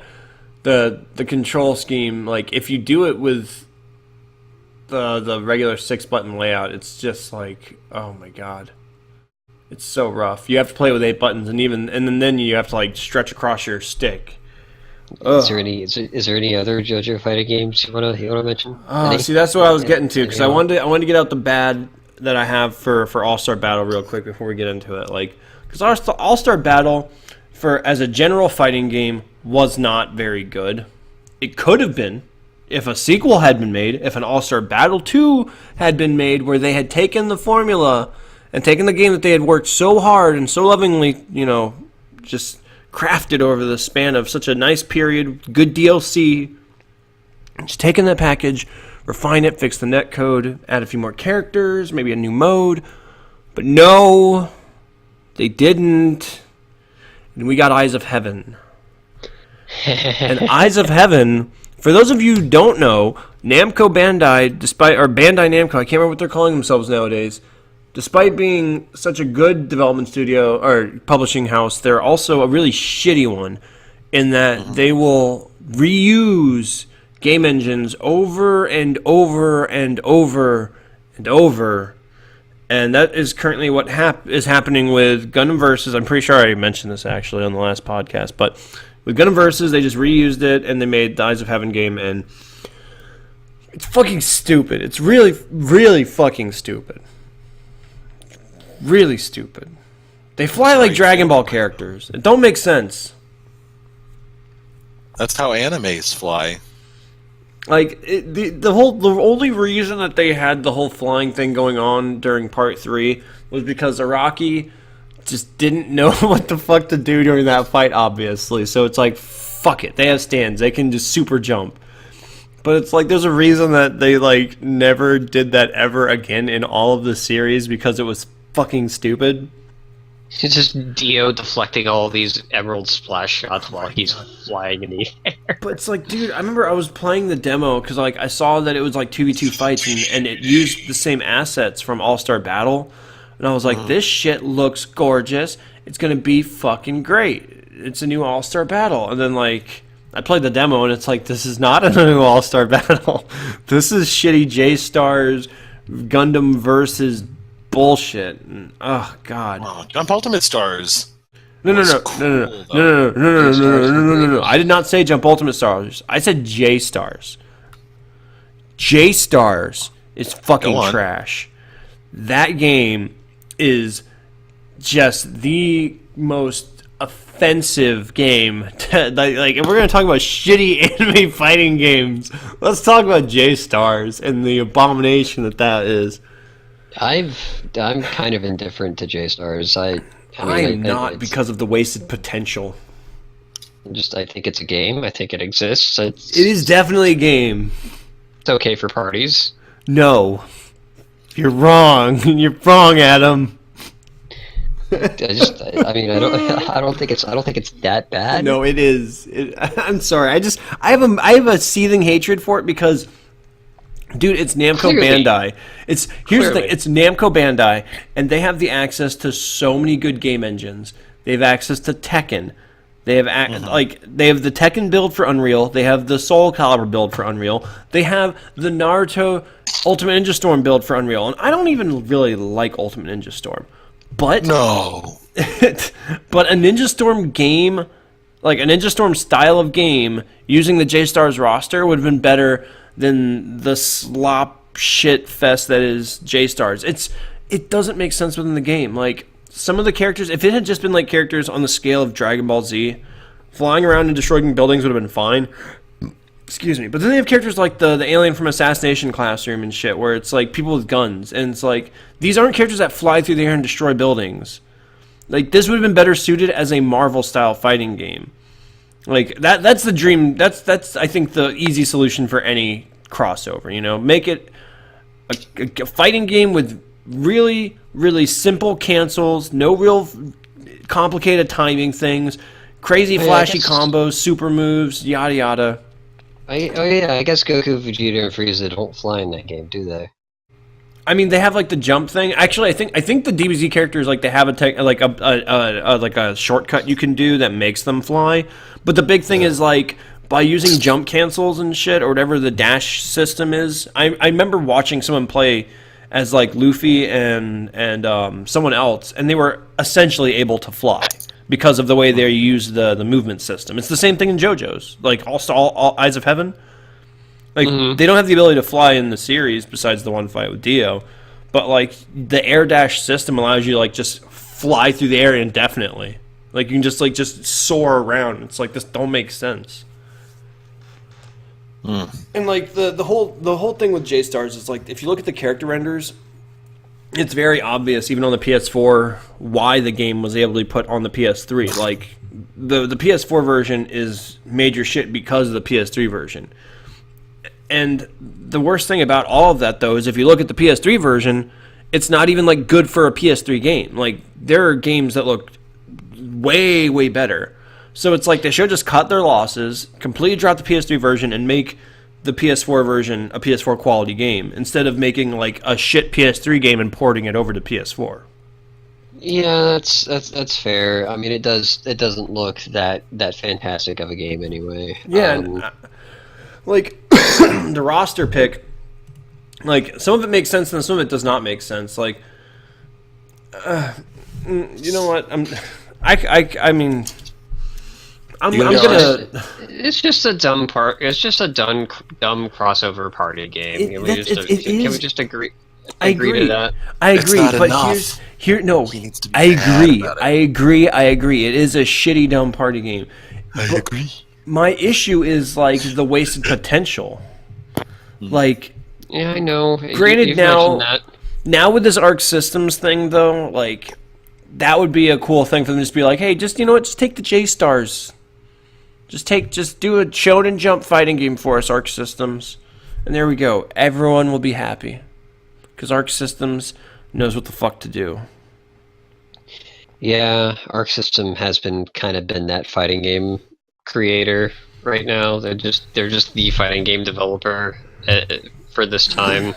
Yeah, I mean, dude, I'm really mad that, like, Capcom hasn't joined up with them again, because they actually worked together for a Japanese-only game a long time ago called Sengoku Basara. It eventually got an anime and a Dynasty Warriors-style game series over here, but at first it was, like, an Arc System-style fighter. It played, like, a weird kind of mix between Guilty Gear and you had me there until you mentioned Dynasty Warriors. No, I'm saying that the spin-off game, like the new game that Capcom made, plays like Dynasty Warriors. But the original game that Arc Systems made played like Guilty Gear. Right. Yeah, so that's the thing. They made that one game for Capcom. Oops, sorry. They made that one game for Capcom, and the Capcom was like, okay, thank you. We'll just rip off Koei Tecmo. It's like, what? Why? This could have led to Arc Systems making a Darkstalkers game. I would love to see an Arc System Darkstalkers Could you imagine game. Darkstalkers cross Arc Systems, like cross Guilty Gear? Dude, Guilty Gear Ooh, crossover with Darkstalkers, I think is one of the few game series that would work with Darkstalkers. Right? Could you imagine Ino and Morgan in the same game? My whole thing though is if that were to happen, I would like to see, instead of it being like both games just in the same world, I would want to see the Darkstalkers artists do Darkstalkers versions of the Guilty Gear characters. I would rather see like if the Guilty Gear characters existed in Darkstalkers over if the two worlds crossed over, you know? Christian, you mentioned Eno and Morgan being in the same game together. I think that's too much. I think that's too much boob, too much sexiness. No, they would just recreate, like for the promotional art, they would recreate the shot where it's Lilith and Morgan wrapped around their wings, but instead it would be Eno and Morgan with like her boob jacket and wings. Right? And you could have Victor and Potemkin and... Oh my god, dude! Like, especially that's one of those things Soul where I would Bad want Guy them to versus, do. I don't know, Anachorus. I would want them to do gimmick Dimitri like Team versus, Supers. Slayer. Who in Slayer? exactly, Dimitri and Slayer. Yeah, actually, they wouldn't fight. They would just respect each other over a nice. Oh, dude, but no! Imagine if they had like special like team intros and supers and stuff, and like the intro for like Dimitri and Slayer is like Slayer standing there with his wife, and he looks at Dimitri. He's like, "Are you thirsty?" "No, I'm good." And then he just drains his wife and throws her. Well, that's his thing. He's married. Like his life mate or soulmate is an immortal. So like before the fight, his opening taunt is he drains his wife and throws her like whittled corpse, and it's just like storyline wise, she just regenerates and gets back up. She's an angel, I believe. Oh Lord, what is her name? Something like that. It's funny. It's just some weird like quirky relationship where it's like, oh, she's immortal, so she can get turned into a prune and nothing happens. Yeah, It's just so wonderful. Like that's the best relationship. Especially because storyline-wise, they love each other too. It's not just him using her; like they are in love.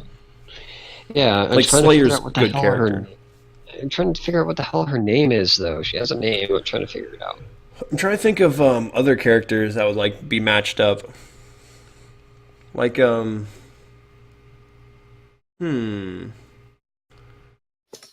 actually think Potemkin would probably be matched up with the Aztec robot before Victor. What, friggin' Phobos? Yeah. Yeah. Or is it? It's Phobos in Japan. Phobos, And right. it's Phobos in Japan and Huitzel in America. Huitzel. I like his English name. It's fucking cool. Huitzel. And why? Why though? Why Huitzel? not stick to Phobos? I don't know. Why did Lele get her name switched to Shinko? Yeah, that's a weird one. Yeah. I like Especially because Lele is easier to pronounce. Yeah. Then they just made it. Easier to read. Yeah, that too. Then Shinko, which is like that. So man, what other shitty fighting games has there been? Like shitty anime fighting games. I don't know if it's not a fighting game, but it's an anime. Well, why are you game. talking about it? Because okay. Let me double back here real quick. I think it's a shitty anime game. I feel like it's supposed to be a shitty anime game, but I kind of like it. Like, I'm pretty sure if I go back and play it. Waiting for the punchline. I'm pretty sure if I could go back and play it on the PS2, I'll probably be like, this game wasn't. Orphan? No, it was Naruto Uzumaki Chronicles. Oh, the beat 'em up. Yeah, it was like a beat 'em up RPG kind of game. If I recall, like none of the Naruto games, like every one of the Naruto series on the PlayStation and GameCube, was like the first game always sucked, and then everything after the first game was like pretty good. Yeah. So some things to note for Uzumaki Chronicles 1 was it came around where like they heavily edited some stuff before it came to the US because we were kind of behind on the story of Naruto by the time it came out, because they were already at where Naruto learns from Sengon and stuff like that, and Itachi is introduced and everything. So Naruto obviously has the Rasengan in the game, but they didn't want us to know that it was called the Rasengan, so they changed it to the name Power Strike. Huh. And I guess there was a part where you're supposed to fight Itachi on a roof, and you have no idea who the hell he is and everything. Shikamaru's with you for some reason, but instead they just replace him with Gaara. Ah. And they just act like they have no idea who the hell Gaara is. And it's just it's weird. It's messing with the canon a lot in that game. Like you'd have to see it. It reminds me of like when you'd play through the Tenkaichi and the Budokai games, and you'd like get to the story part, and it's like they either I remember Tenkaichi 2 did it really bad, and Budokai 2 also did it really bad, where like you would do like one fight as one character, you'd win the fight, and then it would be like the character he had just played as his two friends and this other side character were all decimated by Broly. And it's just you like do anime announcer very good. Oh, I thank you. But yeah, so it's just like you see that and you're like, what the fuck? I just wrecked his shit with Krillin. What is going on? But it's like even then, like the summation itself, it's like these characters aren't even supposed to be here. That's not what happened in the story. Oh my god. Yeah, I remember Tenkaichi and Budokai doing that a lot. But No, I just saw what Christian sent us. is it the That's the doodle of the episode. Yeah. doodle of the episode? That hits me in a place. Oh Put man, that I up on don't the screen. see it. I don't see it. Where It's is on, it? Where it's is on it in the Facebook Facebook? Messenger. Oh, it's on the Facebook. Of course, he puts on the fucking Facebook. It's on my Facebook also at Do Something Cartoons. There's a little self plug there, and it'll be the splash art that you're looking at if you so choose to watch this episode. Self plug. That's a cute drawing. That's sweet. Yeah. Thing Rest is, in peace. Rest in Hiromi peace. Tsuru. Yeah, Yes. I never watched the Japanese dub, but I know that she meant a lot to a lot of people. So yeah, rest in peace. Yeah. That's always. She's been Bulma since the beginning. Yeah. Yeah, the original Japanese Dragon Ball. Yeah, that's a pretty hefty loss for a lot of Dragon Ball fans out there. Yeah. Yeah. The next one to go will probably be Goku. yeah, the lady that plays Goku, because she's getting on in years. She's 81. Yeah. Jesus Christ. She's still rocking it, Yeah. dude. She's still kicking Yeah. ass. Yeah, she gave us the hypest Kamehameha in all of Dragon Ball this week. So Mad respect to Masako Nozawa. She even though I'm not like the biggest fan of the Japanese Goku voice of just how high pitched it is and everything, I have to respect her. I think it's just because we heard the English version first. Yeah. Because I haven't been watching Japanese until Super, and now that we're on Super, I'm hearing a lot of the Japanese cast. And I'm starting to get used to it, yeah. I like it. I don't think that they're equally good. I think English is better, but I think that you can't step to 30 years worth of voice acting. Like that's a longer career than The Simpsons. Yeah. Yeah. She's devoted. That's what you call character devotion right there. And and she just puts in the work. It's amazing. Okay, so real quick, because I just realized we had gotten off what because we were back on topic, and then we jumped back off, and I wanted to get back on it, because after you said Uzumaki Chronicles, so... there was... Tell you what, I have one. Oh, well, no, I got one. I remember only playing it briefly, but it was on the GameCube, I think, and it was a 3D Bleach. Oh, God, that piece of shit. Oh, yeah, you remember. The game itself was self-aware of its tier list. That's the best fucking part about it. I remember the game would tell you which characters were trash. Yeah, it get star ratings for everybody. Like, it was a mobile game. No, it was a difficulty rating, and like the shitty character. It wasn't like they were difficult as in they were complicated. They were difficult in that it was a bad character. Like Orihime, her difficulty was 5 red stars or something ridiculous like that. And she, that sounds cool. I want to play Orihime, and then I played one round of Orihime, and I was like, I'm gonna put the controller down now. The game was put the controller down in the game. Like you just press a few buttons and you're like, oh, this just feels dirty. Like, what is this? I don't know. It was like if you took. I can't even think of a game that was as uncomfortable and bad. Yeah. I mean, I've never played anything that clunky and cumbersome in my life. Like, I would imagine love to playing imagine playing like Smash 64 on a broken controller, but with Brawl's netcode and it's offline. Oh. No, I've got an even better one. I've got an even better one for you. Let's hear it. Okay. Christian, I don't know if you've ever played this series, so this might actually, you might miss this one. Okay. I'm sorry if you do. Okay. Our audience might not.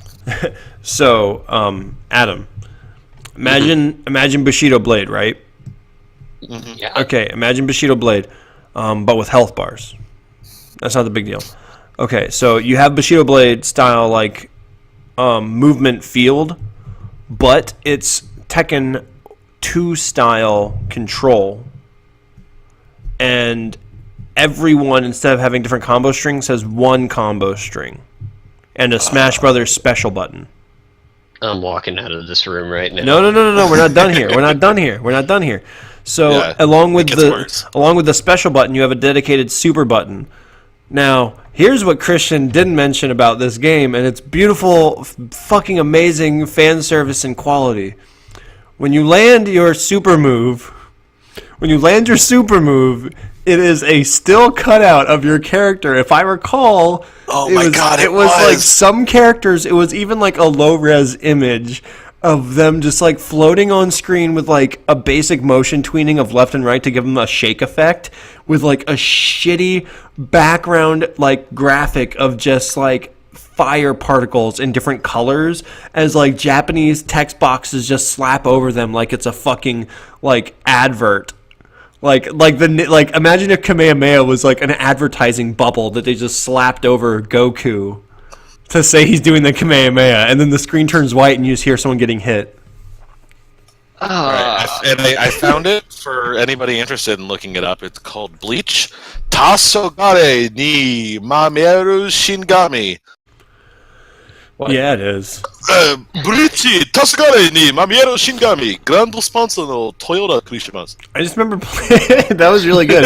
I just remember playing the game, and it was like when we were trying it, it was like half the characters you would just use the special button and just spam 2 moves, and you would wreck someone from like half screen, or your character would have like a jab that's like half a character in front of them. Oh baby, I would have cover art too. It would have no forward movement either. So like half the character, all the characters that were trash, you'd hit punch and they would just stand still and punch. But then like the other characters would like run forward and slash with their sword and shit like that. And it's like really old Bleach too. Like the cover art, Adam, is Ichigo, Renji, and Byakuya. Oh jeez. Like the game ends. The game ends way like, back once upon a time. Byakuya is like the big bad guy in that game, if I remember right. After you beat the campaign, it has like that's what they advertised him as, and then just like in the show where like he's beaten, and then it's like Aizen's the bad guy. Whoa! That was the final fight. But they never did like the Renkar Aizen with hair slicked back Aizen. They only did him like at that one moment. That was back when I legit liked Bleach, when it had like the hype intro. Dude, fucking the funny thing is, like, just real quick though, the company, I think it was Sega that do you still have that Wikipedia page for the Bleach thing up? It's not a Wikipedia. I just looked up, and I'm quoting here, piece of shit Bleach fighter. Okay, so and it's the first all of the results. Does it have Sega on it? No. No? Okay. So Sega, they were, if I recall, they were the publishers of the PS2 one, and I really wish they had just released the same fucking game on the Dreamcast, or not on the Dreamcast, on the GameCube, because basically all they did for the PS2 game was they just made a Power Stone game with Bleach characters. See, that sounds fun. It was fucking amazing. Yeah. Bleach Blade Battlers. Yes, dude, that game That's was how you sell a video game. so is good. With a fucking tongue twister. Blade Battlers. But that game was so fucking fun because like the whole thing, they did it so smart in that Say like it.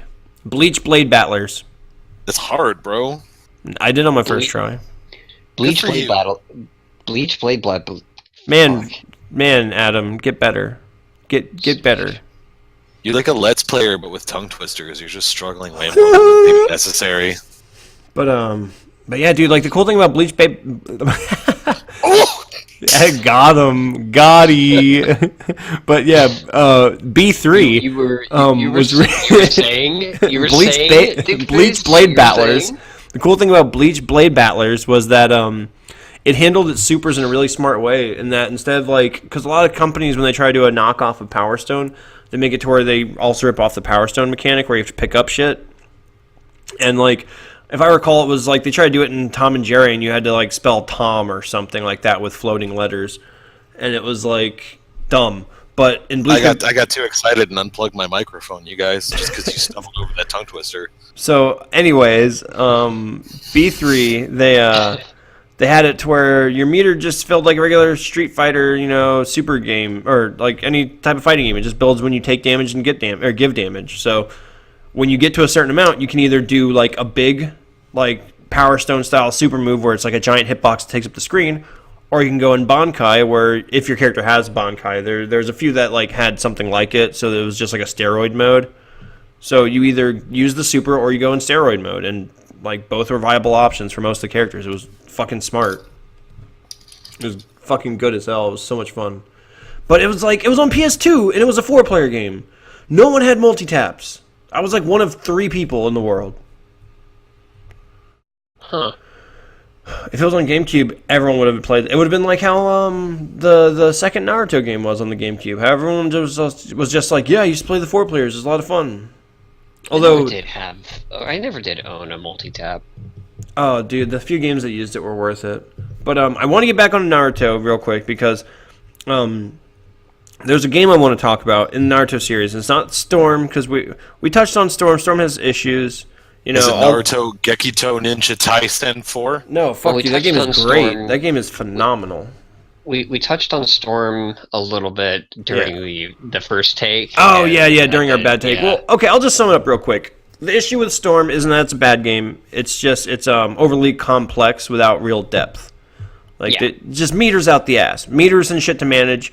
But when you boil it down to it, at the end of the day, it's super simple. It's a lot. Even with all of the complexity, it doesn't have as much depth as either the PS2 or the GameCube fighting games that came before it. And both of those were super, super simple. They only got deep because of the shit people found out in them. Yeah, and real quick, something I wanna mention: the ups that the Storm games have are they graphically look amazing. Some of the stuff that the characters do are flashy and cool, and real fan servicey. If you're a Naruto fan and you're down with that shit, check out Ninja Storm. It'll get your fix. It's far from a bad game. Like I had said last week, it definitely tells the story better than the manga or the TV show. Yeah, absolutely. Yeah, definitely. And it's hype, and hype is the most important thing in shonen anime. And the Naruto manga is not hype. The Naruto anime is not hype. Ultimate Ninja Storm. Yeah, shit's hype. CyberConnect knows how to build hype. They get their shit really well done when they do all that. But I think Ninja Storm 2, in my opinion, has the coolest boss battles I've ever seen, and the coolest quick time event cinematics that I've ever seen too. Yeah. My favorite one to this day is still the Sakura and Lady Shio versus Sasori one, where they're just bashing the shit out of a rain of puppets. It's pretty great. I don't know, the Naruto Made Heroes supers, their big supers in Naruto Made Heroes, the PS2 line, were fantastic because they were big, graphically involved cutscenes. Yeah.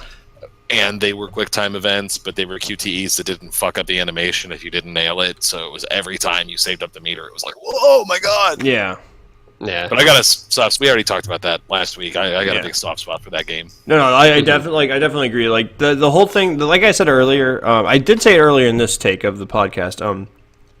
All the Naruto games, at least in the PS2 and GameCube generation, and this includes the beat 'em ups, the first game in each of the series is trash. Everything after it is either pretty good or upwards. The last couple PS2 Naruto games were phenomenal. The GameCube Naruto games we didn't get in America were great. And the thing is, it was when they made the jump to the next generation, you know, Ninja Storm happened, but then there's another fighting game that I think both you guys forgot about. Which is? It was an exclusive for the Xbox 360.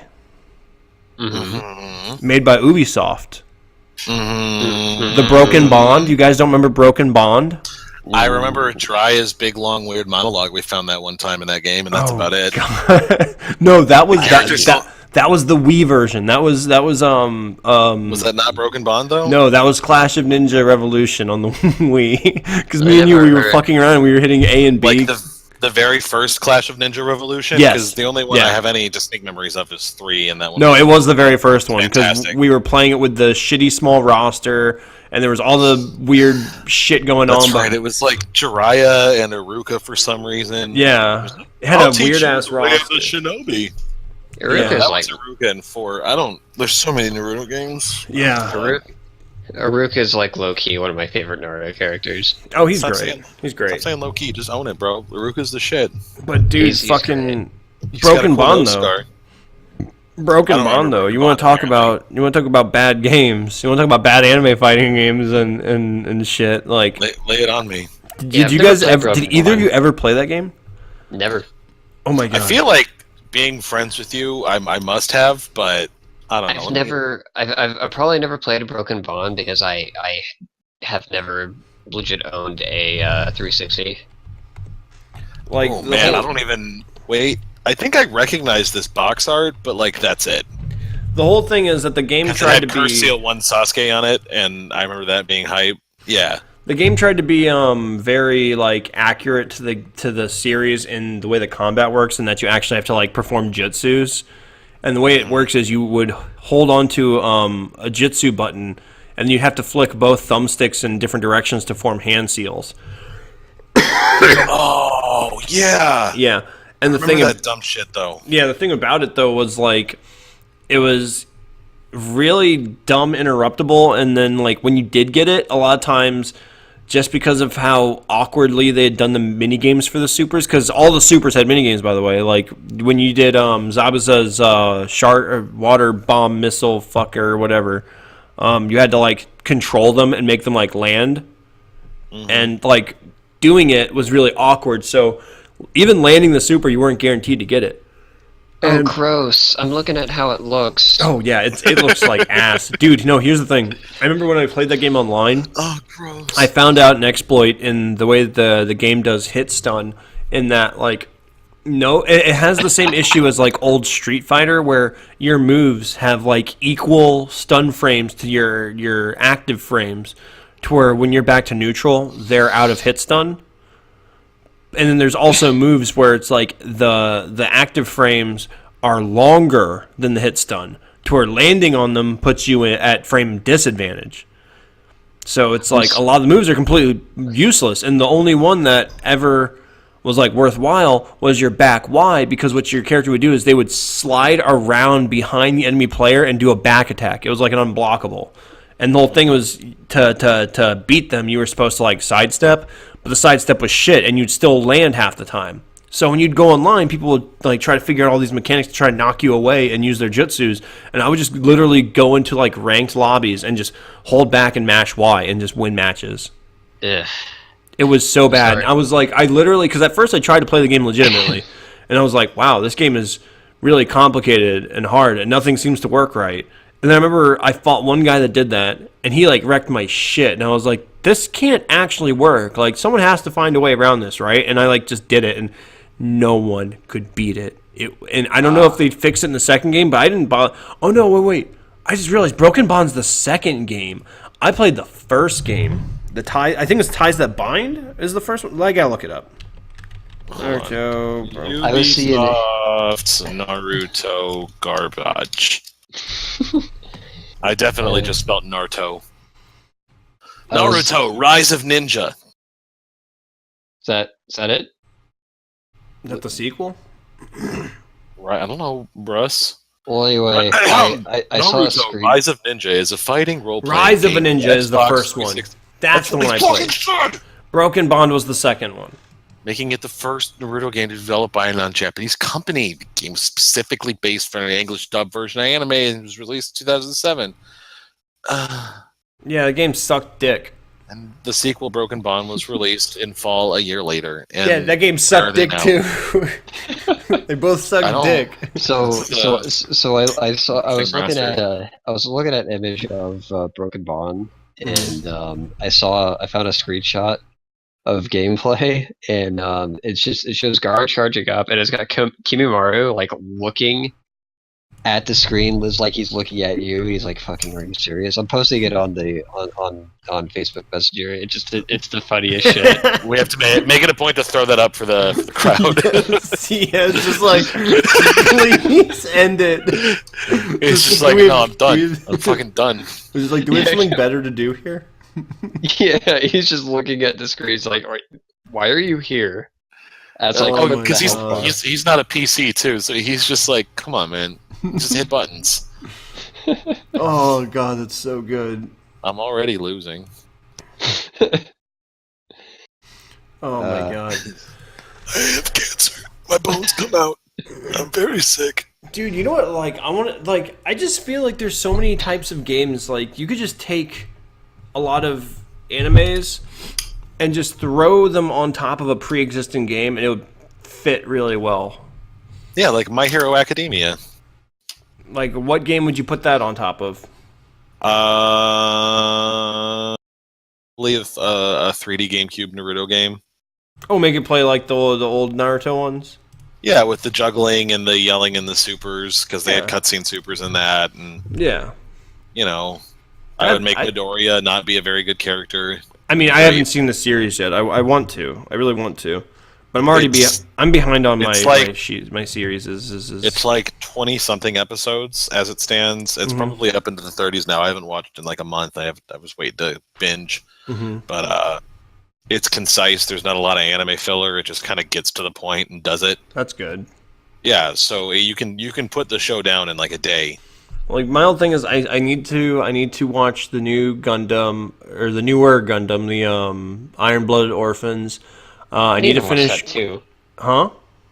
I said I need to watch that too. Yeah, I've heard good things. I need to watch. I need to finish Gravity Falls. I need to catch up in Steven Universe. There's an anime movie me and Brittany were gonna watch called Blame. That was done by Netflix. It looks really good. And then there was a miniseries also from Netflix that we really wanted to watch. I think it's American Vandal. Is that the Jaden Smith one? No, it's the one about the kid that's like falsely accused of painting dicks on cars, and it's like it's done like a serious drama. It's so fucking beautiful. It's so funny, dude. You gotta watch the trailer. It's so good. But no, Sounds like that follows under the so dumb it's good. Like, oh no, it's very purposeful. Like they it wasn't like, oh no, this is a serious thing. It just happened to be about this silly thing. It's like, no, they're lampooning like the conspiracy dramas about like real world events and shit, and how there's like so many about all these real world things that happen, but they are all exactly the same in the way that they're made. Like, they all feel like the same fucking show, despite being all these crazy real events that happened, you know. And it's like, oh god, it's just a giant parody of that, and it's fucking brilliant. Like, it's so funny. Like, just the trailer alone, I was in tears at some of it. It was just so good. But yeah, I've got a lot of shit to catch up on. Yeah, I don't know how much time we have left, but 12 minutes. 12 and counting. Oh yeah, okay. I want to talk to Christian about something on Super real quick. Okay. What are your thoughts on Topo? I think he's fucking dumb looking, and I can't wait for Vegeta to rip his head off. Okay, I kind of like him. Okay. Alright, so I kind of wish that he was like the big powerful guy that Goku's got to overcome, because he already has more character than freaking Jiren. Yeah. And also, he gets like the biggest burn on Vegeta I've ever heard or seen, and it's pretty great. Remind me. So it was during the episode where Goku was just starting to fight Caulifla and Kale. Mm-hmm. And Vegeta's just watching, or Vegeta actually looked at Jiren, who was meditating, and he's like, "All right, let's see what this guy's all about." Topo comes in, shows up. He's like, "Okay, you fight me now." And Vegeta's like, "Sorry, I don't waste my time with second fiddles." And then Topo says, "Aren't you the second fiddle too?" Yeah, and they've been fighting ever since. Yes, it's pretty fantastic. That's pretty funny. And Yeah, he tried Vegeta. He did. He looks dumb. He does. All of the Pride Troopers look pretty dumb. All of the Pride Troopers look really dumb. Okay. Especially Jiren, who's supposed to be the big bad. Okay, guys, real quick. Why do you hate Dragon Ball? It's not that. It's just I haven't watched Super, and it's not that interesting to me. To you? Well, because the series has become like power level dick measuring. Are you even sure? I mean, Plague of Gright seems to be pretty good at analyzing. Because Master Roshi was in the Tournament of Power, and he's relevant as fuck. Yeah, I heard. He's really good. Yeah. He's fantastic. I'm just like every time I turn around, there's a new form, and it's like tiring. Like that's all I hear about is these new forms. Like every fucking week, I remember like hearing about like the fucking Kaioken Super Saiyan shit, and then throw up on screen the number of times we said Ultra Instinct this episode. You probably said it a few times when you were talking about Ultra Instinct. Wait till there's an Ultra Instinct Super Saiyan, because you know that's going to be a thing. Oh, it'll be Vegeta's thing, and he'll have purple hair, and it'll be amazing. And he'll have figured Kaioken out by giving up. I have a feeling if Ultra Instinct is going to have a Super Saiyan form, the hair is going to be silver. I just have a feeling that's what it's going to be. Yeah, I want Ultimate Ultra Instinct Gohan. That'll be cool. Ultimate 2 Ultra Instinct Gohan. I want Ultimate Instinct Naruto with a Bankai. It seems like a universal thing that anyone can achieve if they work hard enough. So what about Ultra Instinct Frieza? Why not? Oh, why not Ultra Instinct Piccolo? All right, we're getting dumb here. I'm sorry. Why Piccolo? Oh man. Anyways, Ultra Instinct. All right, now throw up how many times we just said it since the last time I said Ultra Instinct, Ultra Instinct. I'm not gonna fucking do that editing. Fuck that. No, I'm gonna throw that image up of Kimaru because it's funny as shit. I'll throw it up now real quick. Zoom in on his lifeless face. He's gonna. He's looking into your soul. But zoom in on him, and then we end the episode on that. But no. Okay.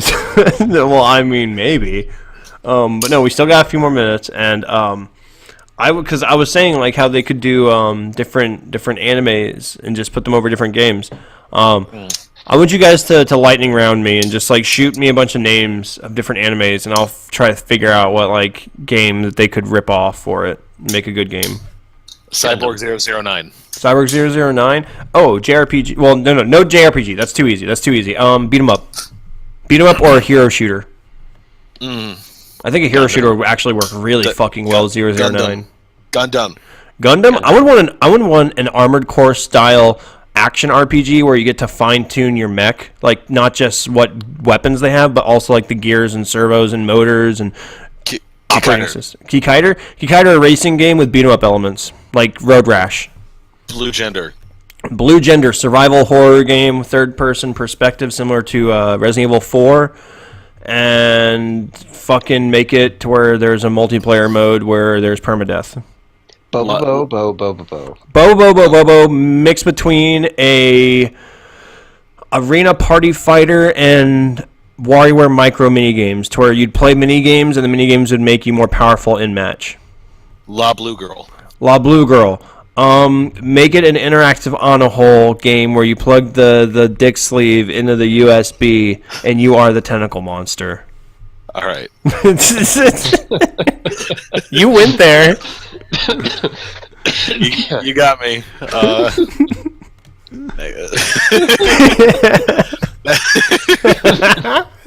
Yeah. Got him. Cocksocks. You did it. Okay, no, come on, throw some more out. I'm having fun here, and some of these sound fun. Inuyasha, like I already said, no Dynasty JRPG, but I Warriors. think it would make for a good JRPG. But I would actually say too many Dynasty Warriors stuff though. I would say Inuyasha would actually make for a really good Devil May Cry style hack and slash. Okay. And like you'd get the different relics, and instead of having like the different weapons like DMC, you would just get the different characters from your party on your team, and they would like work like an assist, or maybe even have a partner button where they just attack things. Spice and Wolf. Spice and Wolf, a marketing game similar to the old Oregon Trail, where you go from town to town. You have to sell your wares and buy wares and stuff like that. And the whole thing is you would talk to the wolf deity chick, and she would give you pointers on where the different activities that would make more profits and stuff be. And you'd also get special social interactions with her and the different people in the different cities. Shit, for some reason I see that working. Higurashi no Kokoro ni. Which one's that? God! Which game is that? Or what series is that? Give me a... It's like a psychotic... It's about a... Oh, is that the girls in the cabin thing? They go crazy and murder each other? Yeah, I forget. Multiplayer, asymmetrical game where one person is a psychopath and everyone has to try to figure out who the psychopath is. It may be a little off from the source material since, if I recall, most of them went crazy. Yeah. But the whole cat and mouse without knowing who the cat thing is could be really fun. D-Gray Man. D-Gray Man. D-Gray Man would make for a really good beat 'em up with heavy RPG elements, because if I recall, he had the whole thing with the souls in his arm or whatever, to where like he had all those weird like forms and shit. Mm-hmm. Although I also think beat 'em up's a little easy to go. Actually, that's another one that I think would work in the style of Devil May Cry.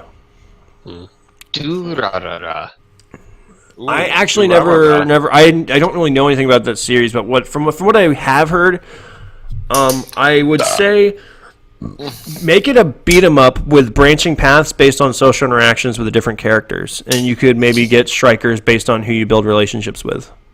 Okay. Super Mario Sunshine. Make a game where Mario's kidnapped and you have to go through time to find clues on where he is in time. We ended there. We ended here. We ended here now. This is over. I don't want to do this show anymore. Fired. You're fired from your show.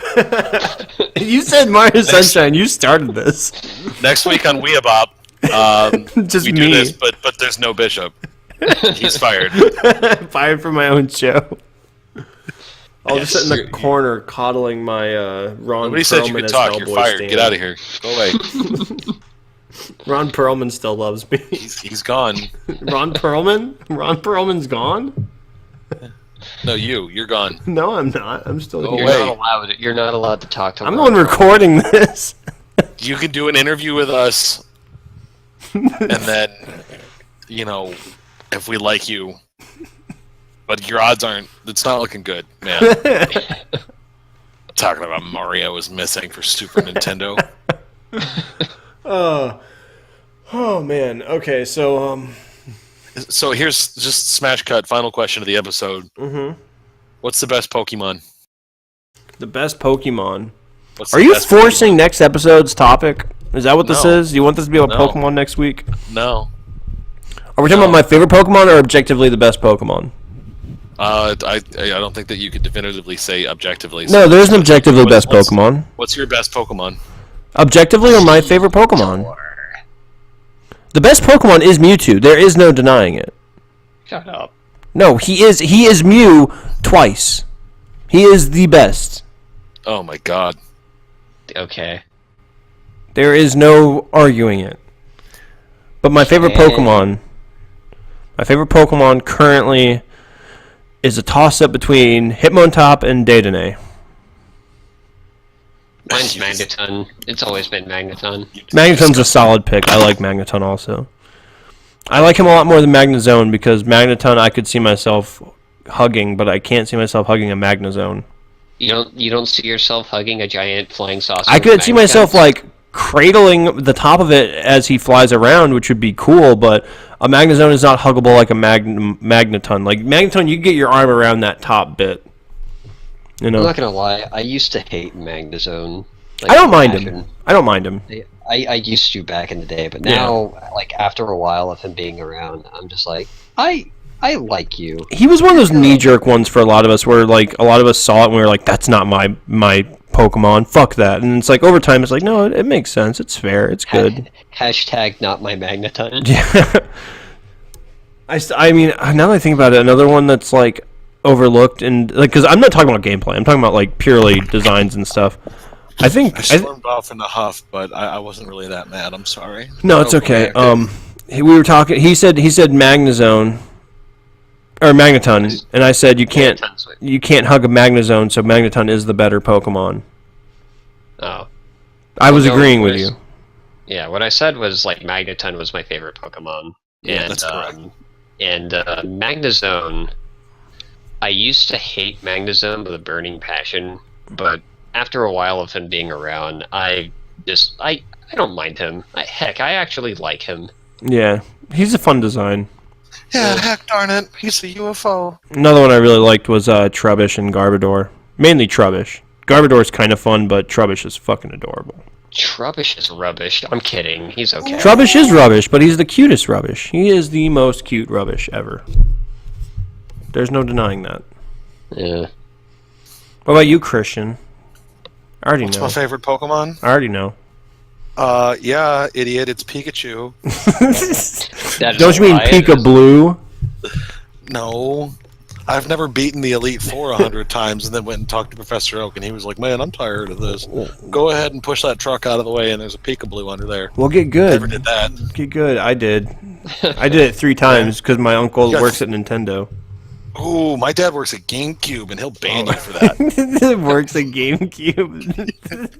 My grandfather's a CEO of the Wii U, and he will ban all of What was the fucking meme that you kept saying last episode that just got Christian dying? What the fuck What the did you fuck say did to you me? just fucking say to me, you little bitch? I'll have you know I graduated at the top of my Fucking class in the goddamn. Navy SEALs. Seal's a shitty Over. Pokemon, though. I have over 300 confirmed kills, and I'm trained in guerrilla warfare. Okay, Adam. Yeah? In this last minute, because we've already broken the 2-hour point. In this last minute, you have to come up by yourself. Christian, you can't help him. In this last minute, you have to come up with the topic for the next episode. Go.